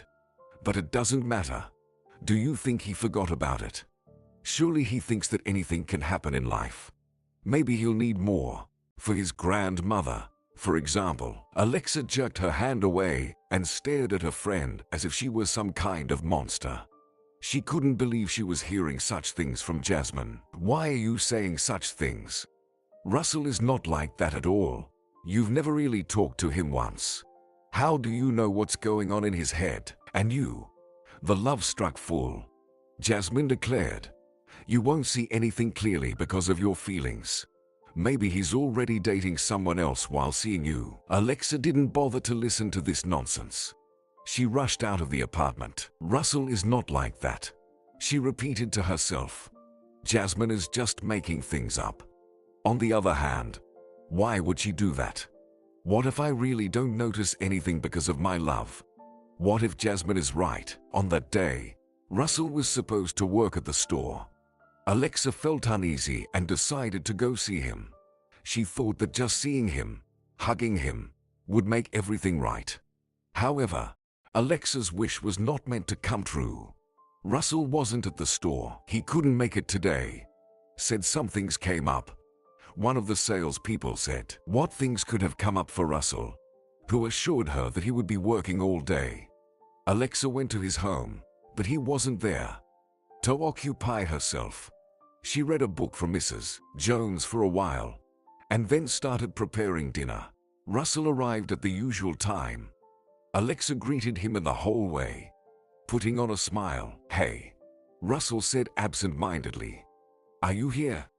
I thought you said you'd start preparing for the exams." "You've said a lot too," Alexa thought, but aloud she said, "I'm already prepared." It was easy. "And how was your day?" "As usual. Unloading trucks," he replied. Russell kissed her on the cheek and went to the room to greet his grandmother. Alexa stood there in shock. Russell had always seemed like an honest person. Perfect, the best of all. What else was Russell hiding from her? And how far could he go in his deceit? That night, Alexa could hardly close her eyes. She fell asleep only towards morning. She dreamt that Russell was flirting with some other girls. Alexa was almost relieved when she was awakened by a phone call. It was Jasmine, speaking in a strange tone. "Forgive me for yesterday," she said. "I don't know what came over me. Said all sorts of nonsense. I'm a fool, Alexa. How can I make it up to you? Or maybe it's not you who's the fool, but me," Alexa mumbled. "What are you talking about? Did something happen?" "I found out that Russell lied to me." "Really? About what?" "Yesterday, he was supposed to work at the store, but when I went there, I didn't find Russell. The salesperson said he had taken the day off, but when I asked Russell the same thing in the evening, he said he had been working. I can't figure out how to explain this." "That's quite a story," Jasmine said. "Confront him and ask what's going on. You know he wasn't at work. The evidence is right there. Any salesperson can confirm it. It will seem like I don't trust Russell, and I'm spying on him." Alexa sighed. "Do you trust him after what happened?" Jasmine asked. Alexa remained silent. "I'll help you," said Jasmine. "How?" "I'll keep an eye on Russell. See where he goes, what he does. I've almost finished all my exams. I have plenty of free time to help my best friend." "No, Jasmine. It's not right. It's not right to deceive your girlfriend," Jasmine countered. "Anyway, wait for news. I'll dig up something." She hung up, and Alexa sat there for some time, still holding the phone. She didn't know herself whether she wanted to know the truth. Maybe it's better to leave things as they are. For several days, everything remained as before. Alexa visited Russell, cooked for Mrs. Jones, watched a couple of football matches with Russell, and tried to focus on her studies. Everything seemed normal, but Alexa felt like a disaster was looming, and it struck at the very moment when she was starting to believe that everything was fine. "I have some news for you, but I want to share it in person," Jasmine said over the phone. "How about meeting at our usual cafe around 1 at 1? But I promised Russell that I would go with him. After I tell you what I know, you probably won't want to go anywhere with him at all," Jasmine interrupted. "So decide for yourself." "You're scaring me," sighed Alexa. "If it's something terrible, tell me now." "Why wait?" "No, in person. I want to catch you if you collapse from this news. So, shall we meet at the usual place?" "Okay, I'll come." Alexa arrived at the cafe even before the appointed time, telling Russell that she urgently needed to stop by the institute. Can you believe it? Half a year away, and nothing has changed, a voice behind her said. Alexa jumped in fright. "Jasmine, you can't sneak up like that," she said. "I didn't sneak up. You were floating in the clouds and didn't notice me at all," Jasmine replied. "Jasmine, what did you want to tell me?" "I found compromising evidence on your Russell. I'm afraid you won't like it." "Compromising evidence? What is it?" Jasmine silently placed her phone on the table. On the screen was a photo that Alexa would remember for the rest of her days. Russell was kissing some blonde on the waterfront. Another blonde, just like the one with her father back then. Alexa thought she hated blonde people. Many years later, she had the same thought when she woke up to someone mumbling and saw Russell's light head. They were arguing about something with Hugh, and it woke Alexa up. She says, "You better listen to her more." Hugh interrupted his friend. This Alexa can come up with anything. Women's fantasies. She was hit on the head. Who knows what kind of nonsense she can come up with, but someone hit her. Do you think she hit herself at home against a wardrobe and then crawled he to the dumpster? It's not my business to investigate. I'm not an investigator, Hugh said. And you are not either. Remember how she investigated everything herself? Came up with something and blamed you for everything. Can you keep it down? Alexa asked. My head is pounding. The men looked at her. Sure, Hugh said. I suggest we just forget about this whole story. Who hit whom is none of our business. Say thank you that you weren't taken to the hospital as you should have been. I didn't know back then that you're a pathologist, mumbled Alexa. Maybe I would have gone to the hospital. But now it's too late. Why? Hugh was surprised. There's a phone connection here. Now I feel better, so I want to stay. Alexa replied. Hugh looked at her, then at Russell, and waved his hand. Do whatever you want. You've already played doctors. Now play detectives. We were talking about your husband, Russell explained. About him supposedly hitting you, no one else. Alexa confirmed. And, to be honest, because of him, I'm afraid to go home now. What kind of person is he? Russell asked. Who was Mason? But the question was complicated. He was the guy who helped her prepare for her diploma. An unimaginable nerd collecting stamps. At times a whiner and a hypochondriac. A liar, and also a murderer. Alexa had learned about this side of her husband not too long ago. After my father's death, I took over the company, Alexa said. And Mason was my deputy. An annoying and tedious one. But you could always rely on him. At least at work, at the head of the company. Well, Hugh said. And what does it produce? If it's not a secret, all sorts of construction materials, haze, and wire. Now we have evidence. Your husband won't get away, Hugh said. You were clearly hit on the head with a brick. A construction material. Only your husband could use it. Not funny. Alexa muttered. I told you, he's not good with humor, Russell said, with his support. Alexa felt a bit easier, and she continued. Lately, we only discussed work-related issues. We hardly talked about our family life. And there was nothing to talk about. At first, I was upset about it. But then, when I found his correspondence on the phone, I understood what was going on. Mason found someone else, and I wasn't needed. It might sound strange, but I had no intention of fixing our relationship because there was nothing to fix. I even felt relieved when I learned the truth. I wanted to file for divorce, but I didn't have time. What happened. Alexa pointed to her head. And the day of the attack. What do you remember? Russell asked. That day. Alexa pondered. We were planning to celebrate Mason's birthday at the country house. A few years ago. We thought it would be nice to have a house somewhere away from the city. The city has grown a lot now. Even where I live, it's uncomfortable. That's the rich life, Hugh said. They find two-story cottages uncomfortable. Alexa sat up and exclaimed indignantly. I'm not to blame for being born in this house. Should I endure it? Sell the family home and go live in a shack. My father didn't steal his money. He earned it. His parents were teachers. All right.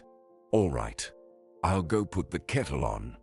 You guys keep reminiscing about who, where, and at what time planned this crime. Alexa lay down again and stared at the ceiling. I decided not to spoil the celebration with relationship issues, she said.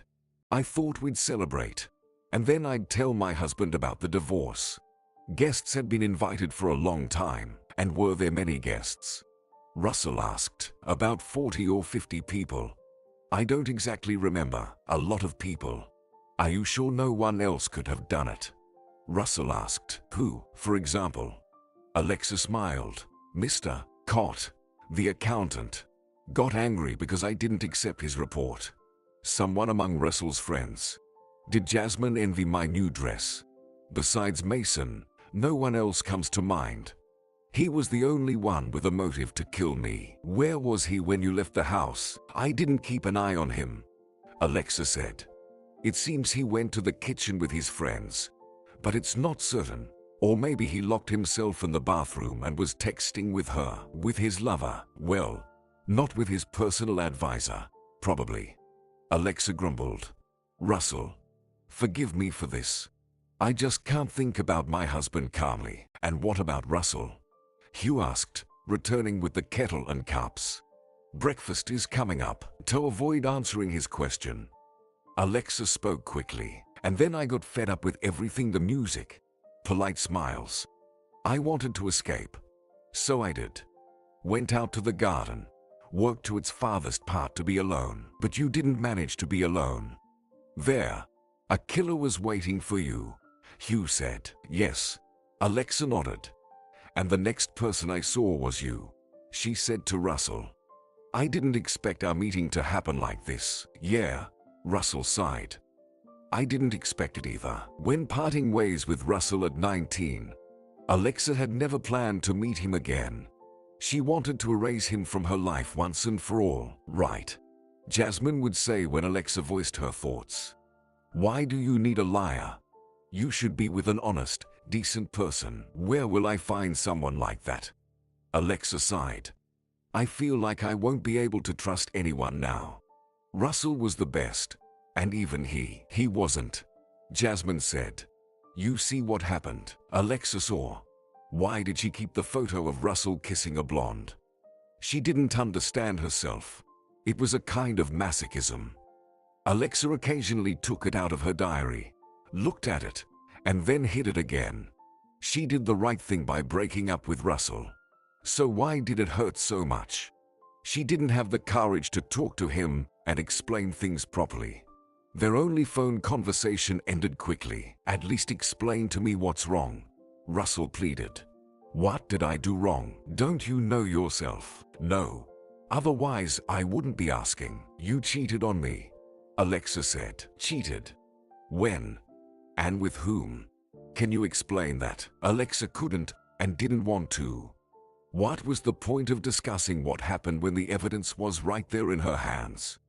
Alexa looked at the photo again, sighed, and put it away. You lie too much and hide things from me, she said.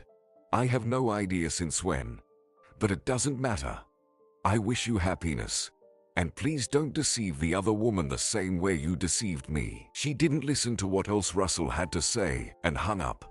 A strange feeling, as if she had made a mistake, didn't leave Alexa. But where had she gone wrong? Russell had indeed lied to her when he said he worked in a store, although he wasn't there. Was it worth finding out the details, digging into this mess, and getting even deeper into it? Russell used to dislike the house where she lived. Too luxurious for me. As Russell used to say, he had been hit twice. Once he sat in the kitchen, looked around, and quickly left. He didn't seem to plan on coming back. The pomp and circumstance really weighed on him, but for the sake of meeting her father, he made an exception and came. Dinner that time was very uncomfortable. Mr. Helson was not thrilled with Alexa's boyfriend, although he tried to keep his emotions to himself. Russell couldn't wait to leave. That was the end of his visits. Alexa herself would go to him and Mrs. Jones. Now, after their official breakup, Russell started coming to her. He would just come and stand in front of the house. Alexa saw him from the window. She saw but tried to hide behind the curtains. She didn't understand what Russell wanted. To talk to her. Then why stand there in silence? Was he waiting for her to come out on her own? He could at least draw something, Jasmine said when Alexa told her about it. Draw what? Anything. A heart, for example. Or write Russell plus Alexa equals love. Or just forgive me. Everyone does that. Russell never does anything like everyone else, Alexa said. It's not his style. Well, then he doesn't love you. Forget about him, Jasmine said. It was summer, but Alexa hardly went anywhere to avoid accidentally running into Russell. Then, closer to the end of August, Russell himself stopped coming. Love has passed, Jasmine said. Alexa felt like she had lost something valuable. But can a liar and a cheater be considered valuable? School started, and it helped the girl to perk up a bit. Studies distracted her from personal problems, and then Mason transferred to their group. He wasn't handsome, of average height, and his physique was far from that of a superhero. But Alexa immediately noticed him, and how could she not when he arrived late for the very first lecture, burst into the auditorium, and plopped down on the nearest available seat next to her. Is this taken? Alexa shook her head and warned in a whisper, if you keep talking, they'll kick both of us out. The newcomer smiled and nodded, leaning over his notebook. Something pricked inside at the sight of that smile. It seemed like this guy couldn't possibly lie. Mason had studied in another city before but returned. His father got sick, and someone needed to take care of him. Besides, there was no one else to do it. Just don't fall in love with him, Jasmine warned when Alexa told her the story of Mason. Why should I immediately fall in love? Because you love such pitiable and miserable ones. Like others pity stray puppies. Alexa forgot that she herself had once been such a puppy. However, now there was nothing in Jasmine's appearance that reminded of her past. She learned to do makeup, worked part-time in a cafe, bought some clothes, and even switched from glasses to lenses. Most importantly, she became a platinum blonde, attracting the attention of many guys. I'm not going to fall in love with anyone, Alexa sighed. Russell was enough for me, but I don't think you plan to sit like a nun all your life. By the way, any news from your ex? Alexa shook her head. She didn't know whether to rejoice or cry that Russell finally disappeared. Deep down, Alexa felt sadness, but her father seemed satisfied. I always said that this guy was not right for you, he said during dinner. You're smart, intelligent, and he's just strange. The fact that Alexa communicated with Mason more than other students was accidental. Somehow, he always ended up being late and sat on the first desk, the one where Alexa was sitting. I think you're lying about the transfer, a girl once remarked. Why is that? No one transferred you. You were expelled for being late. Mason laughed as if she had told a joke. Alexa added, I'm serious. You can't be so irresponsible. You're right, Mason agreed. But when you give your father shots every morning, there's not enough time for everything. Alexa was embarrassed.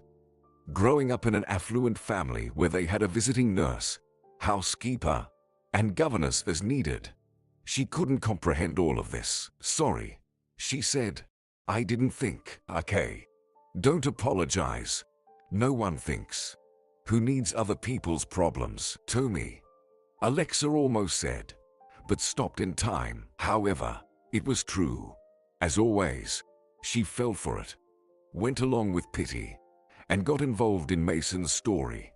Alexa and the guy used to communicate as friends, but one day everything changed. When Mason didn't show up at the university, Alexa thought he was just running late.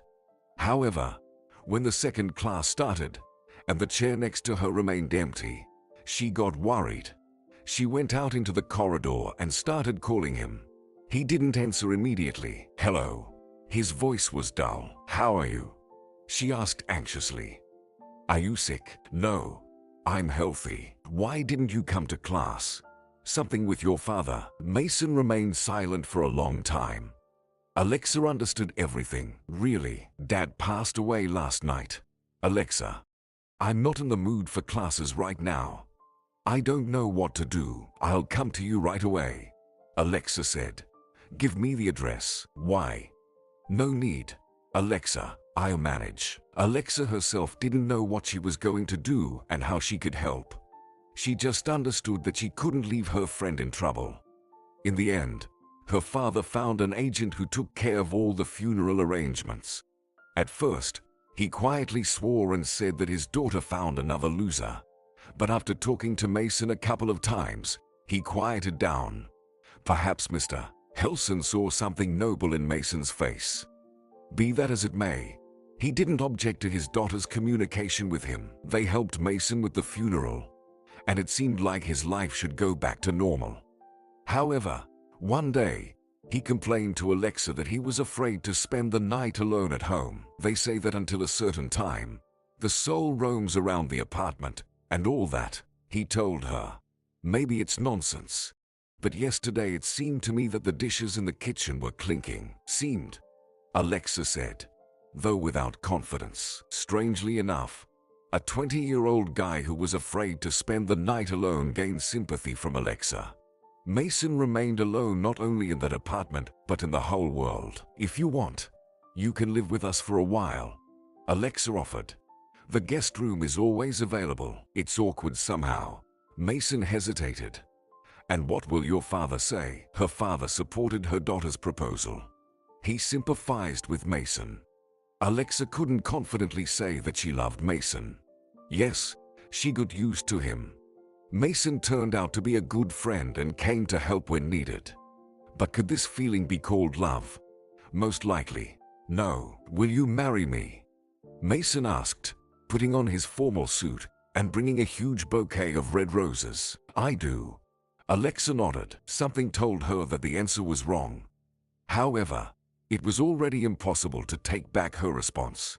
Mason smiled at her with a joyful smile and nodded. Thank you. You'll see. We'll definitely be happy. Alexa doubted that. After Alexa told her story to her saviors, they hastily left. Russell said he had to go to work, and Hugh didn't even bother to explain. Alexa suspected they just wanted to discuss what they heard among themselves. Their place was quickly taken by a caretaker. Alexa couldn't imagine that she would be very pleased with her arrival. Hello, Mrs. Gooding. She smiled. I didn't think you would come again. Why? Well, working in such a company is probably not pleasant. There are all sorts of oddities here in these times. Who isn't strange? Philosophically remarked the caregiver. I've got news to these two, especially to that doctor who treats the dead. Don't talk like that, Alexa requested. He examines me too, so it feels awkward. All right, won't do that. But tell me, what do you want to eat? Drink? Maybe read a newspaper? All of this sounded very much like the questions Alexa used to ask Mrs. Jones. I wonder how she is now. Most likely, after so many years, she wasn't alive anymore. Asking Russell about it was awkward. Better not. Let's just chat. Alexa thought that if friends gossip behind her back, she has the right to do the same. Mrs. Gooding took a seat. Alexa wondered what to ask first. Mrs. Gooding, do you happen to know what's going on with Russell's grandmother now? Is she still alive? What grandmother? There was no grandmother here.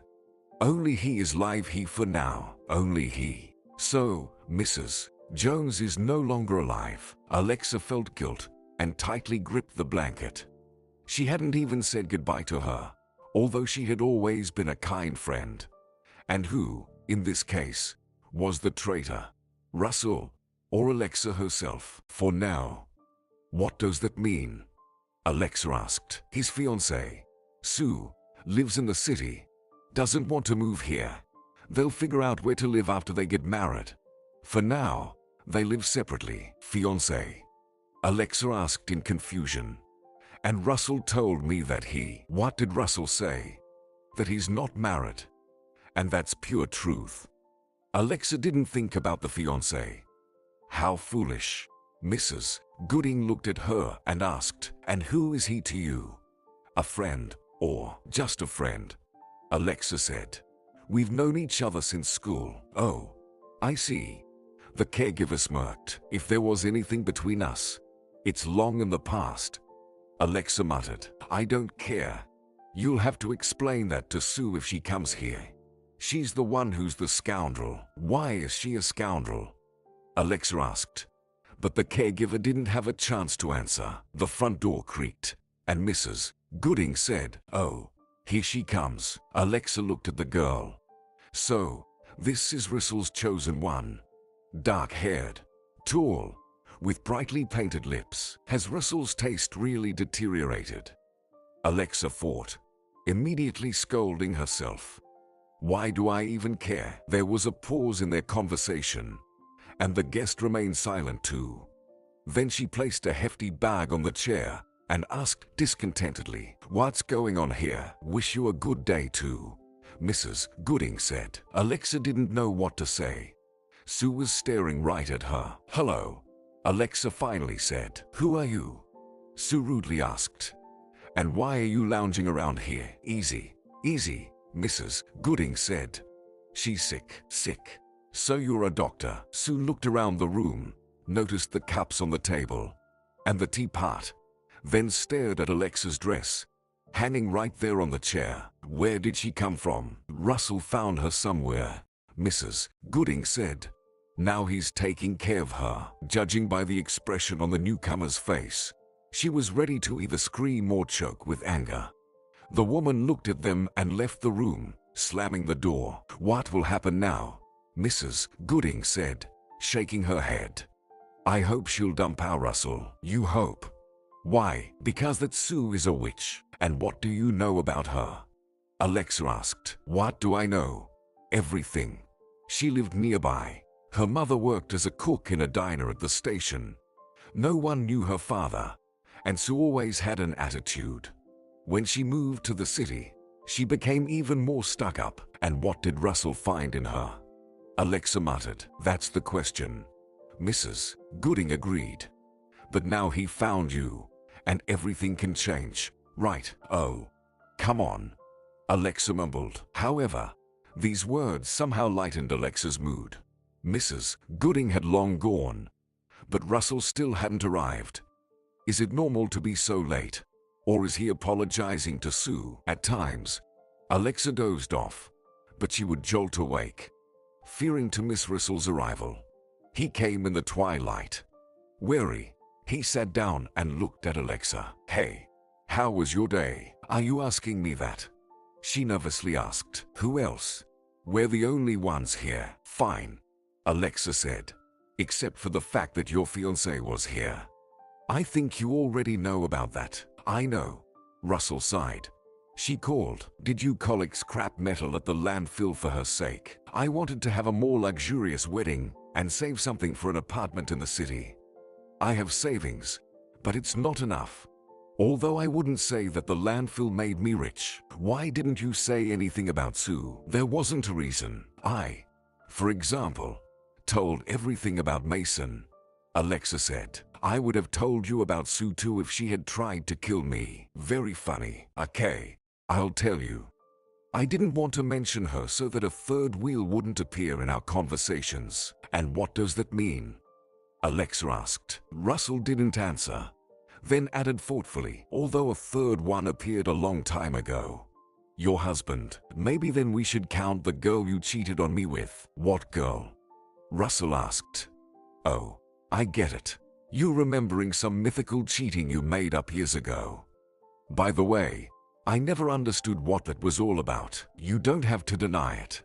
I saw a photo of you kissing." "Then show it to me." "I can't. It's at home." Before Russell could respond, the door opened again, and Hugh walked in, very pleased, with a paper in his hand. "I have news for you," he said. "I don't know if it's good or bad, but something is definitely happening." Hugh handed a sheet to his friend, and Alexa sat on the couch, asking, "What's there?" "Orientation," Hugh replied. "Someone is looking for you.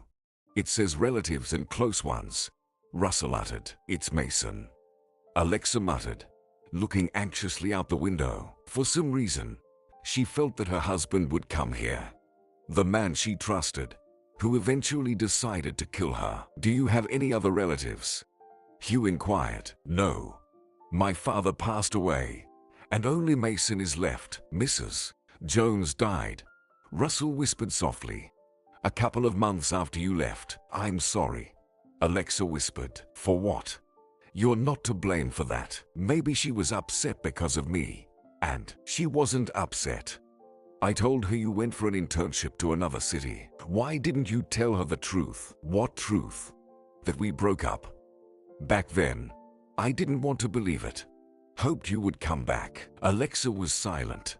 She continued to feel guilty and almost forgot about her husband. "What should we do?"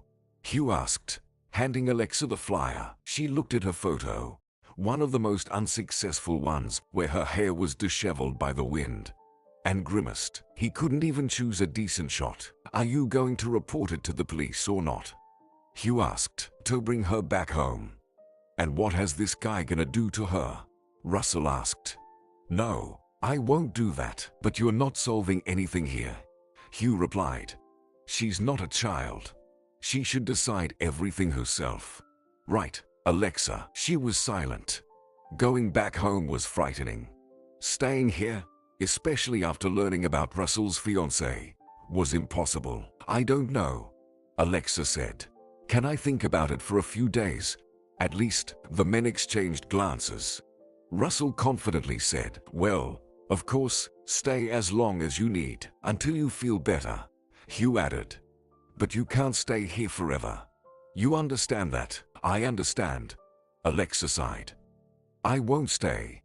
"Don't worry." Russell wanted to say something else but remained silent. A week later, Alexa felt much better. The headache hadn't completely gone away, but she could move around the house without the help of the caregiver. As she bid farewell to Mrs. Gooding for the last time, the caregiver winked. "Good luck to you too, Mrs. Gooding.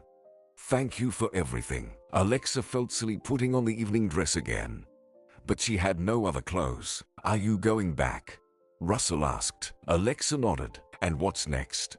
Will you wait for your husband to finish you off?" "I will get a divorce." Russell pondered and began pacing around the room. Hugh, sitting nearby with a cup of tea, asked, "Why are we so concerned?" "We need to put this Mason in prison. And that's it." "Easier said than done," Alexa said. "How will I prove to the police that he attacked me?" Interesting question. "Russell, what do you think?" Russell remained silent.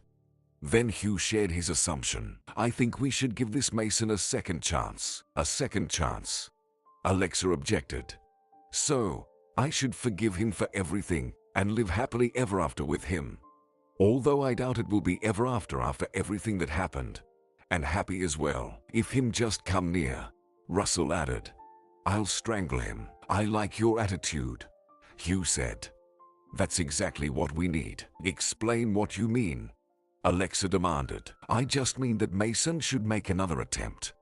Not in the sense of trying to become a faithful and loving husband, but trying to kill you." Russell looked at him as if unsure whether his friend was joking or being serious, then said, "I'll kill you myself for such ideas." "Let me finish."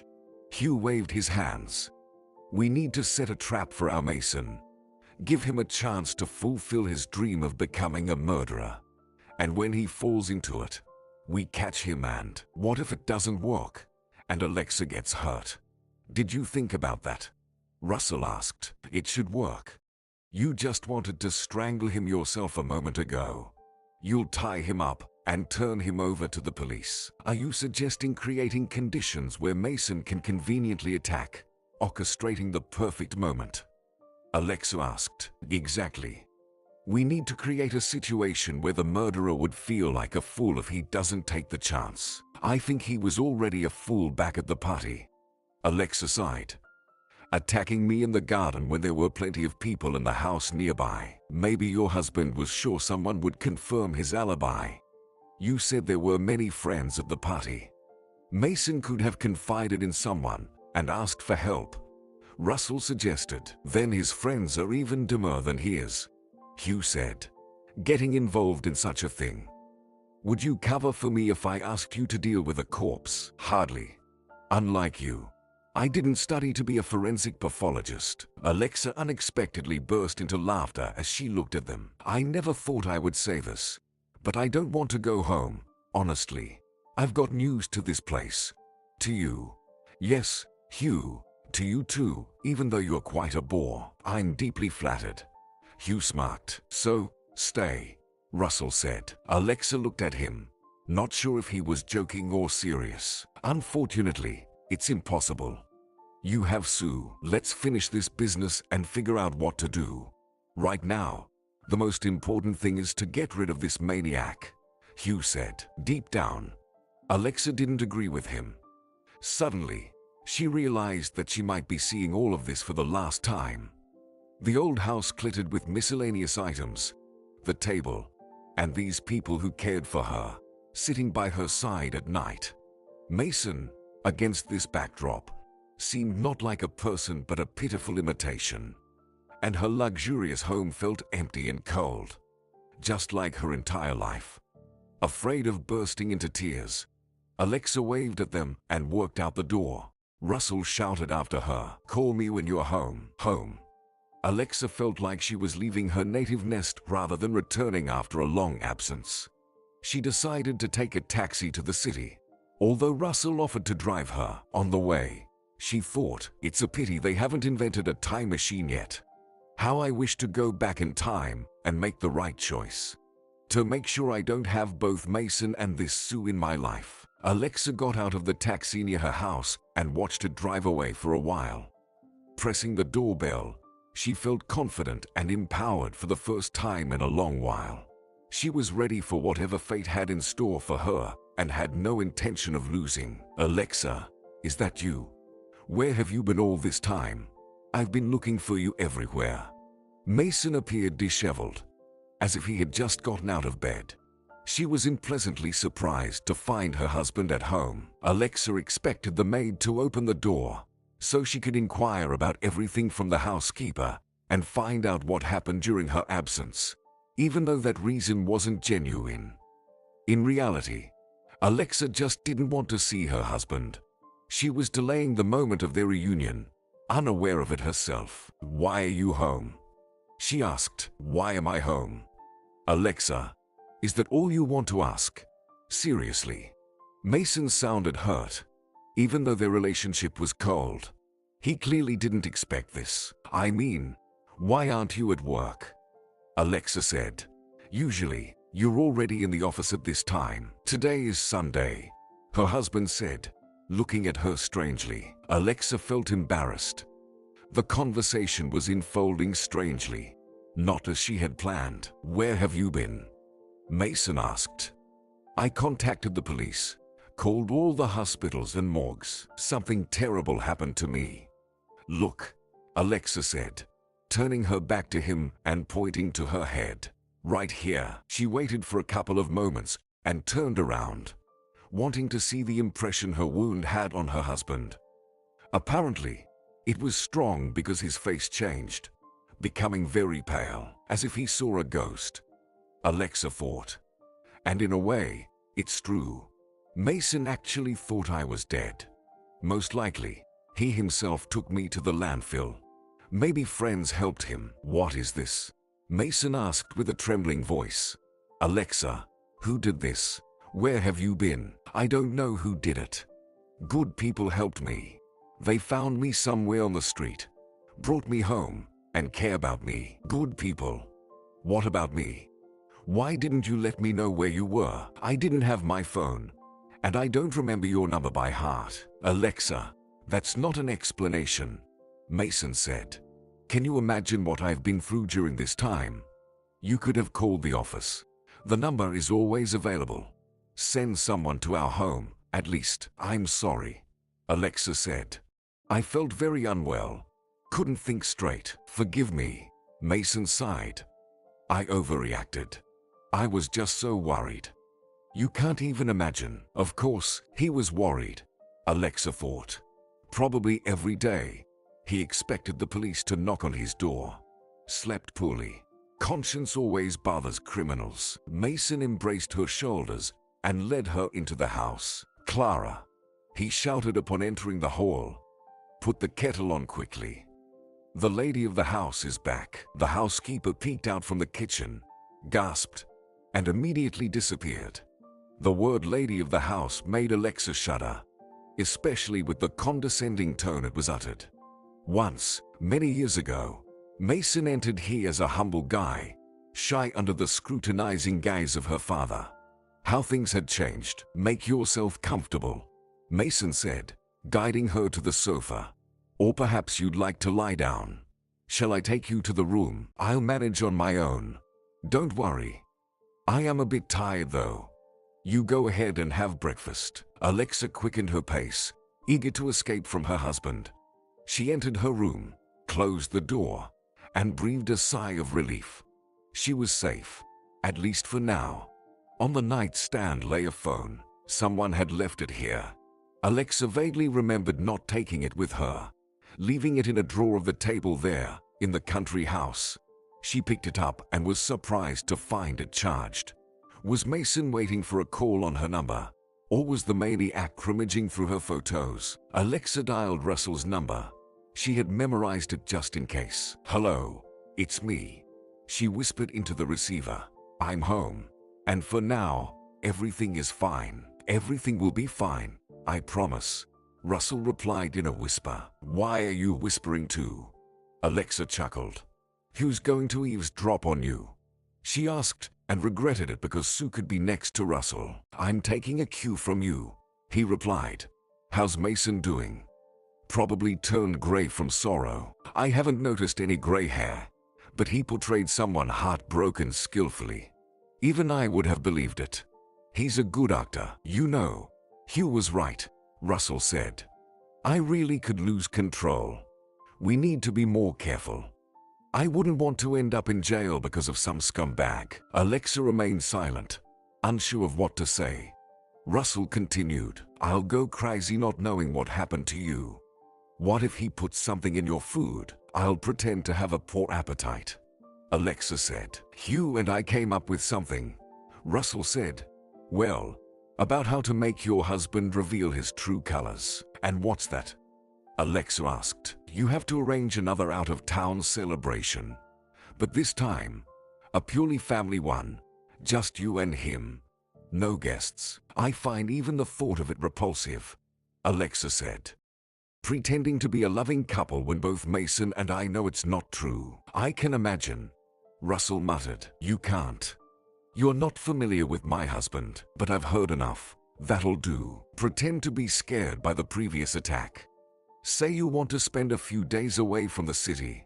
And, most importantly, no one should know about it." "But why? What's the point in that? If your husband thinks that no one knows about your weekend together, he might relax and try to attack you again. I saw this place on the map. There are few houses around. No witnesses." "Well, okay, I agree. Where will you be?"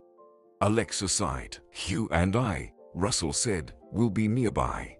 We'll survey the area in advance. Figure out the best way to keep an eye on you." "I'm scared," Alexa admitted. "Now, just imagining those places. It's frightening even to go there." "Everything will be fine. Trust me." And Alexa believed. After all, if she couldn't trust him, there would be no one left in the world she could rely on. Jasmine came closer to lunchtime on the same day. "I was in such a hurry to see you that I ran away from work," she told Alexa. "And you disappeared first, goodness knows where, and now you've shown up without even letting anyone know. What's going on? I can't understand." Jasmine pecked Alexa on the cheek and stepped back. Alexa looked at her friend with slight surprise, not fully recognizing the person in front of her. Jasmine had dyed her hair red, got a bob haircut, and even applied makeup differently. In just a few days of not seeing each other, there were such changes in appearance. "So, you're doing eyeliner now?" Alexa asked. "Yes. And I bought different perfume. Can you smell it? Treated myself with my paycheck." "Well, spill it. Where were you? What did you see?" At first, Alexa wanted to tell Jasmine about the encounter with Russell, her husband's betrayal, and everything else, but she changed her mind now. Jasmine looked too radiant and cheerful to involve her in family troubles. "It's a long story. You better see for yourself," Alexa said, tilting her head to reveal the healed wound on her head. "Goodness," Jasmine exclaimed. "Who did this to you?" "I don't know. It happened at the party. That's where we last saw each other." "Yeah, right," Jasmine said. "Sorry for leaving you back then. The champagne was so delicious. If it weren't for me, the person who did this could have attacked you too," Alexa said. "So don't blame yourself. What kind of bodyguard are you still?" Jasmine sighed and changed the subject. Who saved you? Can I shake hands with these heroes? It's probably better not to, Alexa said. I've already become a burden to them. I'll send them a money transfer. Let them treat themselves. Okay, Jasmine said. I won't bother you then. Let's talk about something light. I ran into Zoe the other day. Remember our classmate? Imagine, she's so chubby now, pushing a double stroller.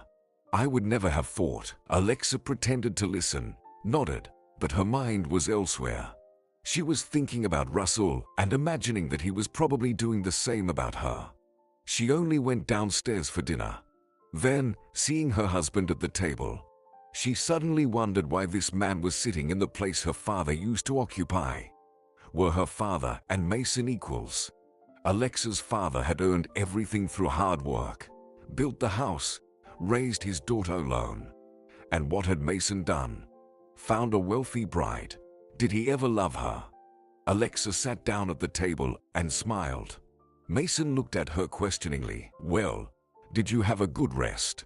Feeling better? You know, I think we should still call a doctor. Let him check if everything is okay with you. I don't need a doctor, Alexa said. Then who? Mason asked. You know, in the place where I was all this time, there was such chaos. Nice people, but annoying. The wife constantly quarreled with the husband. Kids were screaming. How did you endure it? Mason asked. What else could I do? But it doesn't matter now. I'm grateful to those people, and I don't blame them for anything. But that endless noise, you know, I got so tired. I think you should still see a doctor. I've never heard such things from you before. Let's relax outside the city, Alexa said. Just you and me. No guests or servants.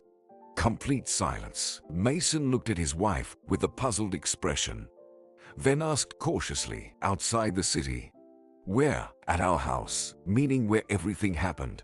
And you're not afraid? Alexa looked at her husband, but she saw a completely different person. The guy Mason used to be. Afraid of ghosts, scared of random noises. And this man had turned to murder. For the first time, Alexa doubted her version. Do I really have anything to fear? She asked.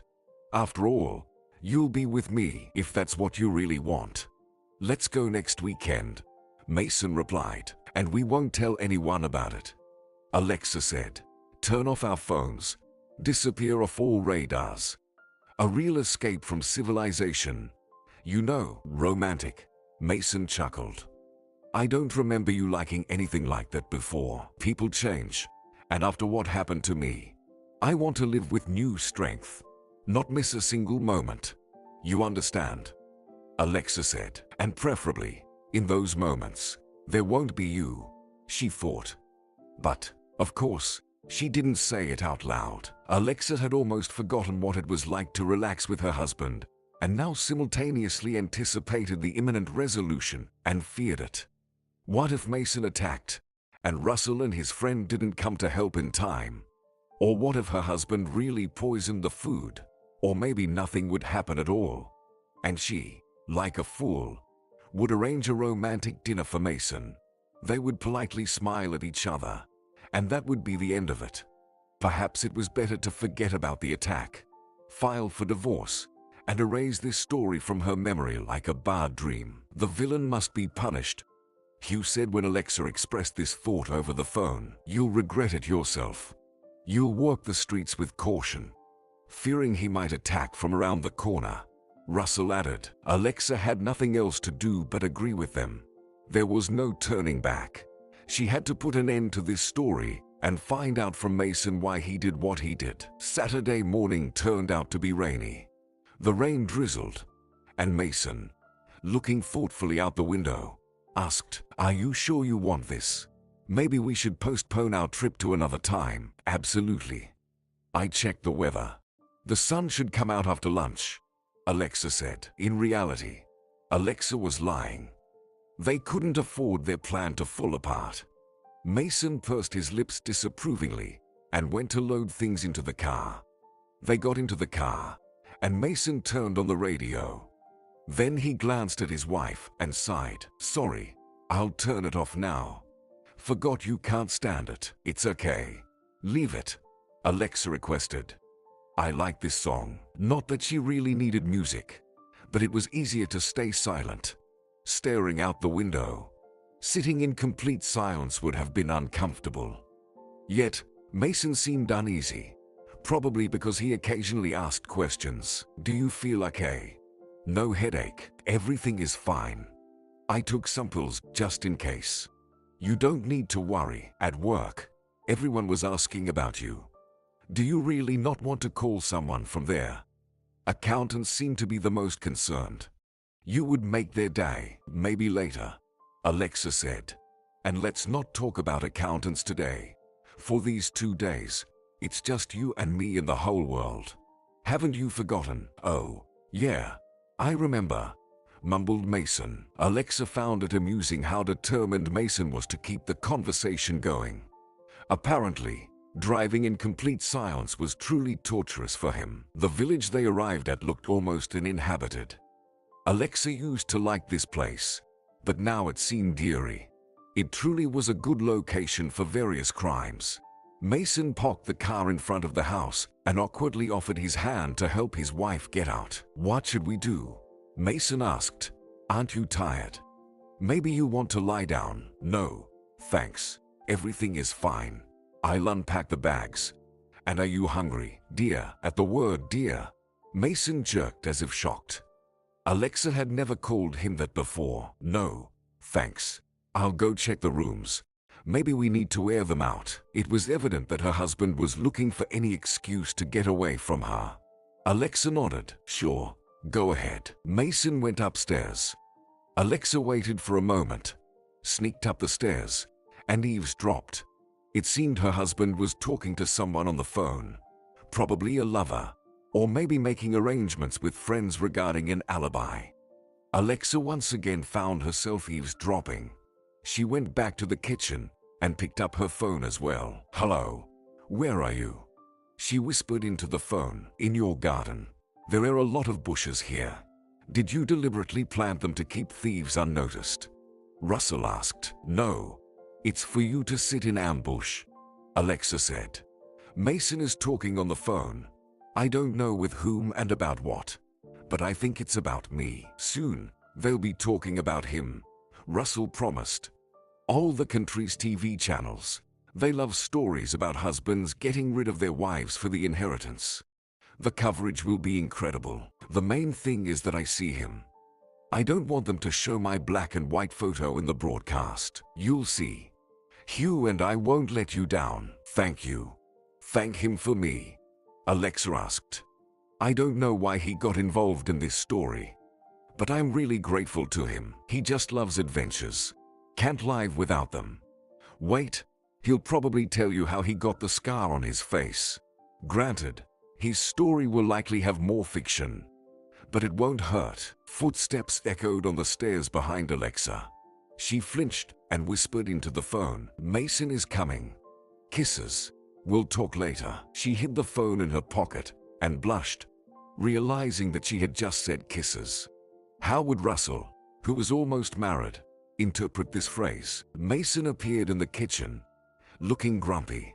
Seeing his wife looking at him, Mason put on a smile. "Did you miss me? Who were you talking to?" "Work was calling," Alexa replied. "I asked you to turn off the phone, but I forgot. But they won't bother us anymore." "And who were you talking to?" "I think I heard a voice. A friend called. Wanted to invite me fishing. But I said I'm busy today." "We are busy," Mason said, smiling even wider. They fell silent, looking at each other. Alexa realized she didn't know what leisure activity to suggest to her husband. The rain continued to drizzle outside. Alexa decided that such weather was suitable for watching a movie. "Maybe we'll find an interesting movie," she suggested, turning on the TV. "Okay," Mason nodded. "But why here in the kitchen? Our room has a larger screen, and lying in bed is much more pleasant." The husband's suggestion made Alexa uncomfortable. She was afraid that he might have planned to commit the murder in the bedroom. "No, better he," she said.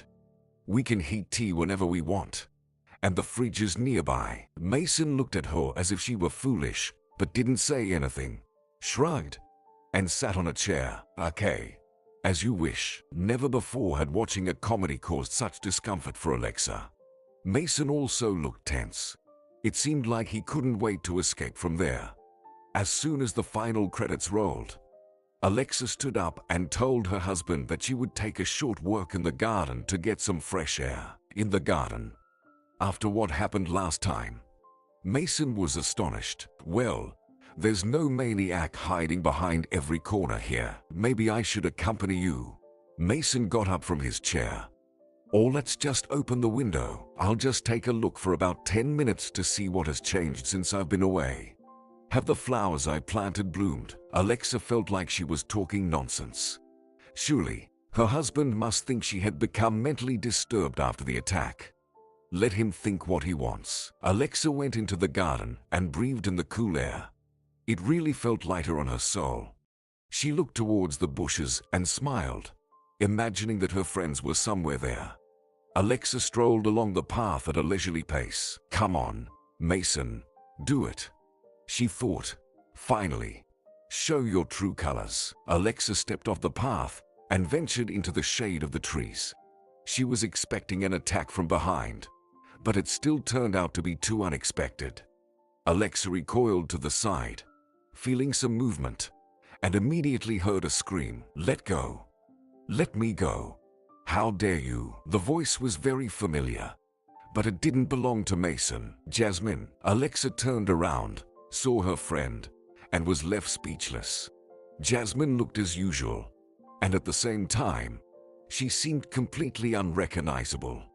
Dark pants and a shirt, hair pulled back in a ponytail. Almost no makeup on her face, twisted in anger. She was desperately trying to break free in Alexa's direction. But Russell was holding her tightly. Strong one, he said. It takes a whole squad to hold her back. What's going on? Alexa asked. Jasmine, how did you get here? The answer came from Hugh. He carefully circled her from the side, kicked a stick out of the way, and she was the killer. This beauty wanted to kill you, not the husband. Judging by the expression on your face, you know her well. Who is she? Her friend, Russell replied. I remembered her. She used to follow Alexa around. Jasmine was trying to break free. Stop wriggling, Hugh said. I captured it all. What did you capture? Alexa asked. Her attack. She was also lurking for you here, just under the trees. That's why we didn't notice her right away. Everyone was watching the house, waiting for your husband. And then, out of nowhere, she appeared from the bushes. I immediately turned on the camera, and Russell was right behind her. We barely made it. What happened was not making sense in Alexa's head. She trembled with horror. Russell hugged her and whispered, Forgive me, please. I almost came late. I can't believe it. Alexa said. Jasmine, why did you do this? What do you hate me for? Jasmine cast a furious glance at her and asked, And what is there to love about you? We were always best friends, helping each other. Alexa replied. Jasmine burst into laughter. Friends, helping. A rich girl befriending a school outcast. When did that ever happen? You just liked feeling good. Like that I owed you. That I followed you around like a dog. I never thought that way. I truly loved you almost like a sister. The cruel expression didn't disappear from Jasmine's gaze. Fine. Let it be. You didn't believe in our friendship. But to kill me, for what? You could have just cut ties with me. Stop communicating. Alexa said. Why did I want to kill you? Jasmine asked again. Because you've been enjoying life for too long. It's time to make room for someone else. Don't you think so? I don't understand. Alexa whispered. Well, I think I understand, Russell said. Look, here comes your husband. He'll explain everything now. Mason was indeed running towards them, looking frightened. Alexa, Jasmine, what's happening? Who are these people? Jasmine asked. You said you would be alone here. Who are these guys? Mason looked at the unfamiliar men with amazement. Hugh asked Alexa. He said, "Now do you understand?" Alexa, to be honest, not entirely. This redhead is your husband's mistress. He didn't tell anyone about your little vacation except her, and together they decided to kill you. What are you talking about? Mason objected. I didn't plan to kill anyone. Especially not my Alexa. Didn't plan or didn't succeed last time. Russell asked, what other time? Are you talking about the holiday? Some maniac attacked. What does it have to do with me? Alexa couldn't take her eyes off her husband. He wasn't lying. There was no doubt about that. Alexa could always sense the lie of fame. But if he wasn't the killer, then, Jasmine, was it also you last time? Alexa asked. Guess from 3 tries. But why? It wasn't fair that everything came to you alone. This house, then a great guy, and I struggled for everything in my life. First, I grew up in poverty, watching the parties my mother threw with prospective suitors, then worked as a waitress after school. While you hung out with this, Jasmine threw a spiteful glance at Russell. Now, I'm working as a secretary, and you live in luxury. So, since your husband and I love each other, why shouldn't I take everything else? Took Mason. We'll take the house. But first, I needed to get rid of you. Alexa looked at her and couldn't find words. Then she buried her face in Russell's shoulder and asked, take me away from here. I can't look at them. Russell nodded and led her back to the house. Hugh shouted after them, don't forget to call the police. Mason ran alongside Alexa, repeating the same thing. We almost had nothing. Don't believe her. Met a couple of times. Just a fling. She's making it all up. Alexa, can't you see? Russell showed him a fist, and Mason stepped back, muttering something like, forgive me. Russell sat Alexa on a chair, handed her a glass of water, and started calling the police. They'll be here soon. Are you feeling okay? If you and Hugh hadn't arrived in time, I would have felt much worse. But now I'm okay. Almost. The police arrived quickly. Alexa answered some questions, then promised to come to the station the next day. When everyone left, it was already late evening. Hugh had also disappeared into the evening twilight, leaving the friends alone. They sat on a small couch and looked out the window. Alexa rested her head on Russell's shoulder and whispered, it's hard to believe that everything turned out this way. That for many years, I lived amidst lies, without a friend, without a husband. The main thing is that it's over, Russell said. Something new will form somehow. What will form now? My life is in ruins. And you weren't there. But it's my fault. Before, you said it was my fault. How did I betray you? Maybe you'll tell me about that photograph. Okay, I'll show you now. Alexa took her phone and showed Russell the photo. See, I keep this picture on my phone, revisiting it from time to time, like a masochist. Do you recognize who's in it? Russell looked stunned at the photo, then shook his head. Don't know the blonde. And the guy, it looks like me, and not me at the same time. I've never had such a shirt. Where did this photo come from? Jasmine showed it. She caught you together. Alexa fell silent. The terrible truth was reaching her too slowly. Was this photo also a forgery? Did Jasmine deliberately give it to me to create a rift between us? Russell remained silent, slightly zoomed in on the photo, then pointed to something with his finger. Look, there's even a seam between the collar and my head. Photoshop, and not a very good one. I believed her, Alexa whispered, tossing the phone aside. I believed her, not you. How foolish I was. Forget it. I was foolish too. Instead of demanding an explanation from you, I gave up and tried to forget. But I couldn't forget. Judging by what you knew about my husband's name, they wrote about your wedding in the local newspaper. Russell replied, embarrassed. I accidentally came across it. Got drunk that day. Then I got a reprimand at work. Alexa sighed and wiped away tears. It's a pity that the truth has come out too late. Now nothing can be fixed. Why not? You'll marry Sue, and I. By the way, when is your wedding? I'll drink on that day too. No one will dare to reprimand me. I'll declare a day off at work myself. There won't be any wedding. Russell waved his hand. How can there be no wedding? I cancelled it. Sue argued a bit, but soon gave in, realizing that I'm quite the cheater. Picking up ladies at the dump. Alexa looked at him skeptically. And Russell added, although, if you insist, we can still have the wedding. No, I'm not insisting. Marry me. Russell handed her a makeshift ring made from a straw. Sorry, I don't have anything better at the moment. Alexa smiled and put the straw ring on her finger. And I don't need anything better. The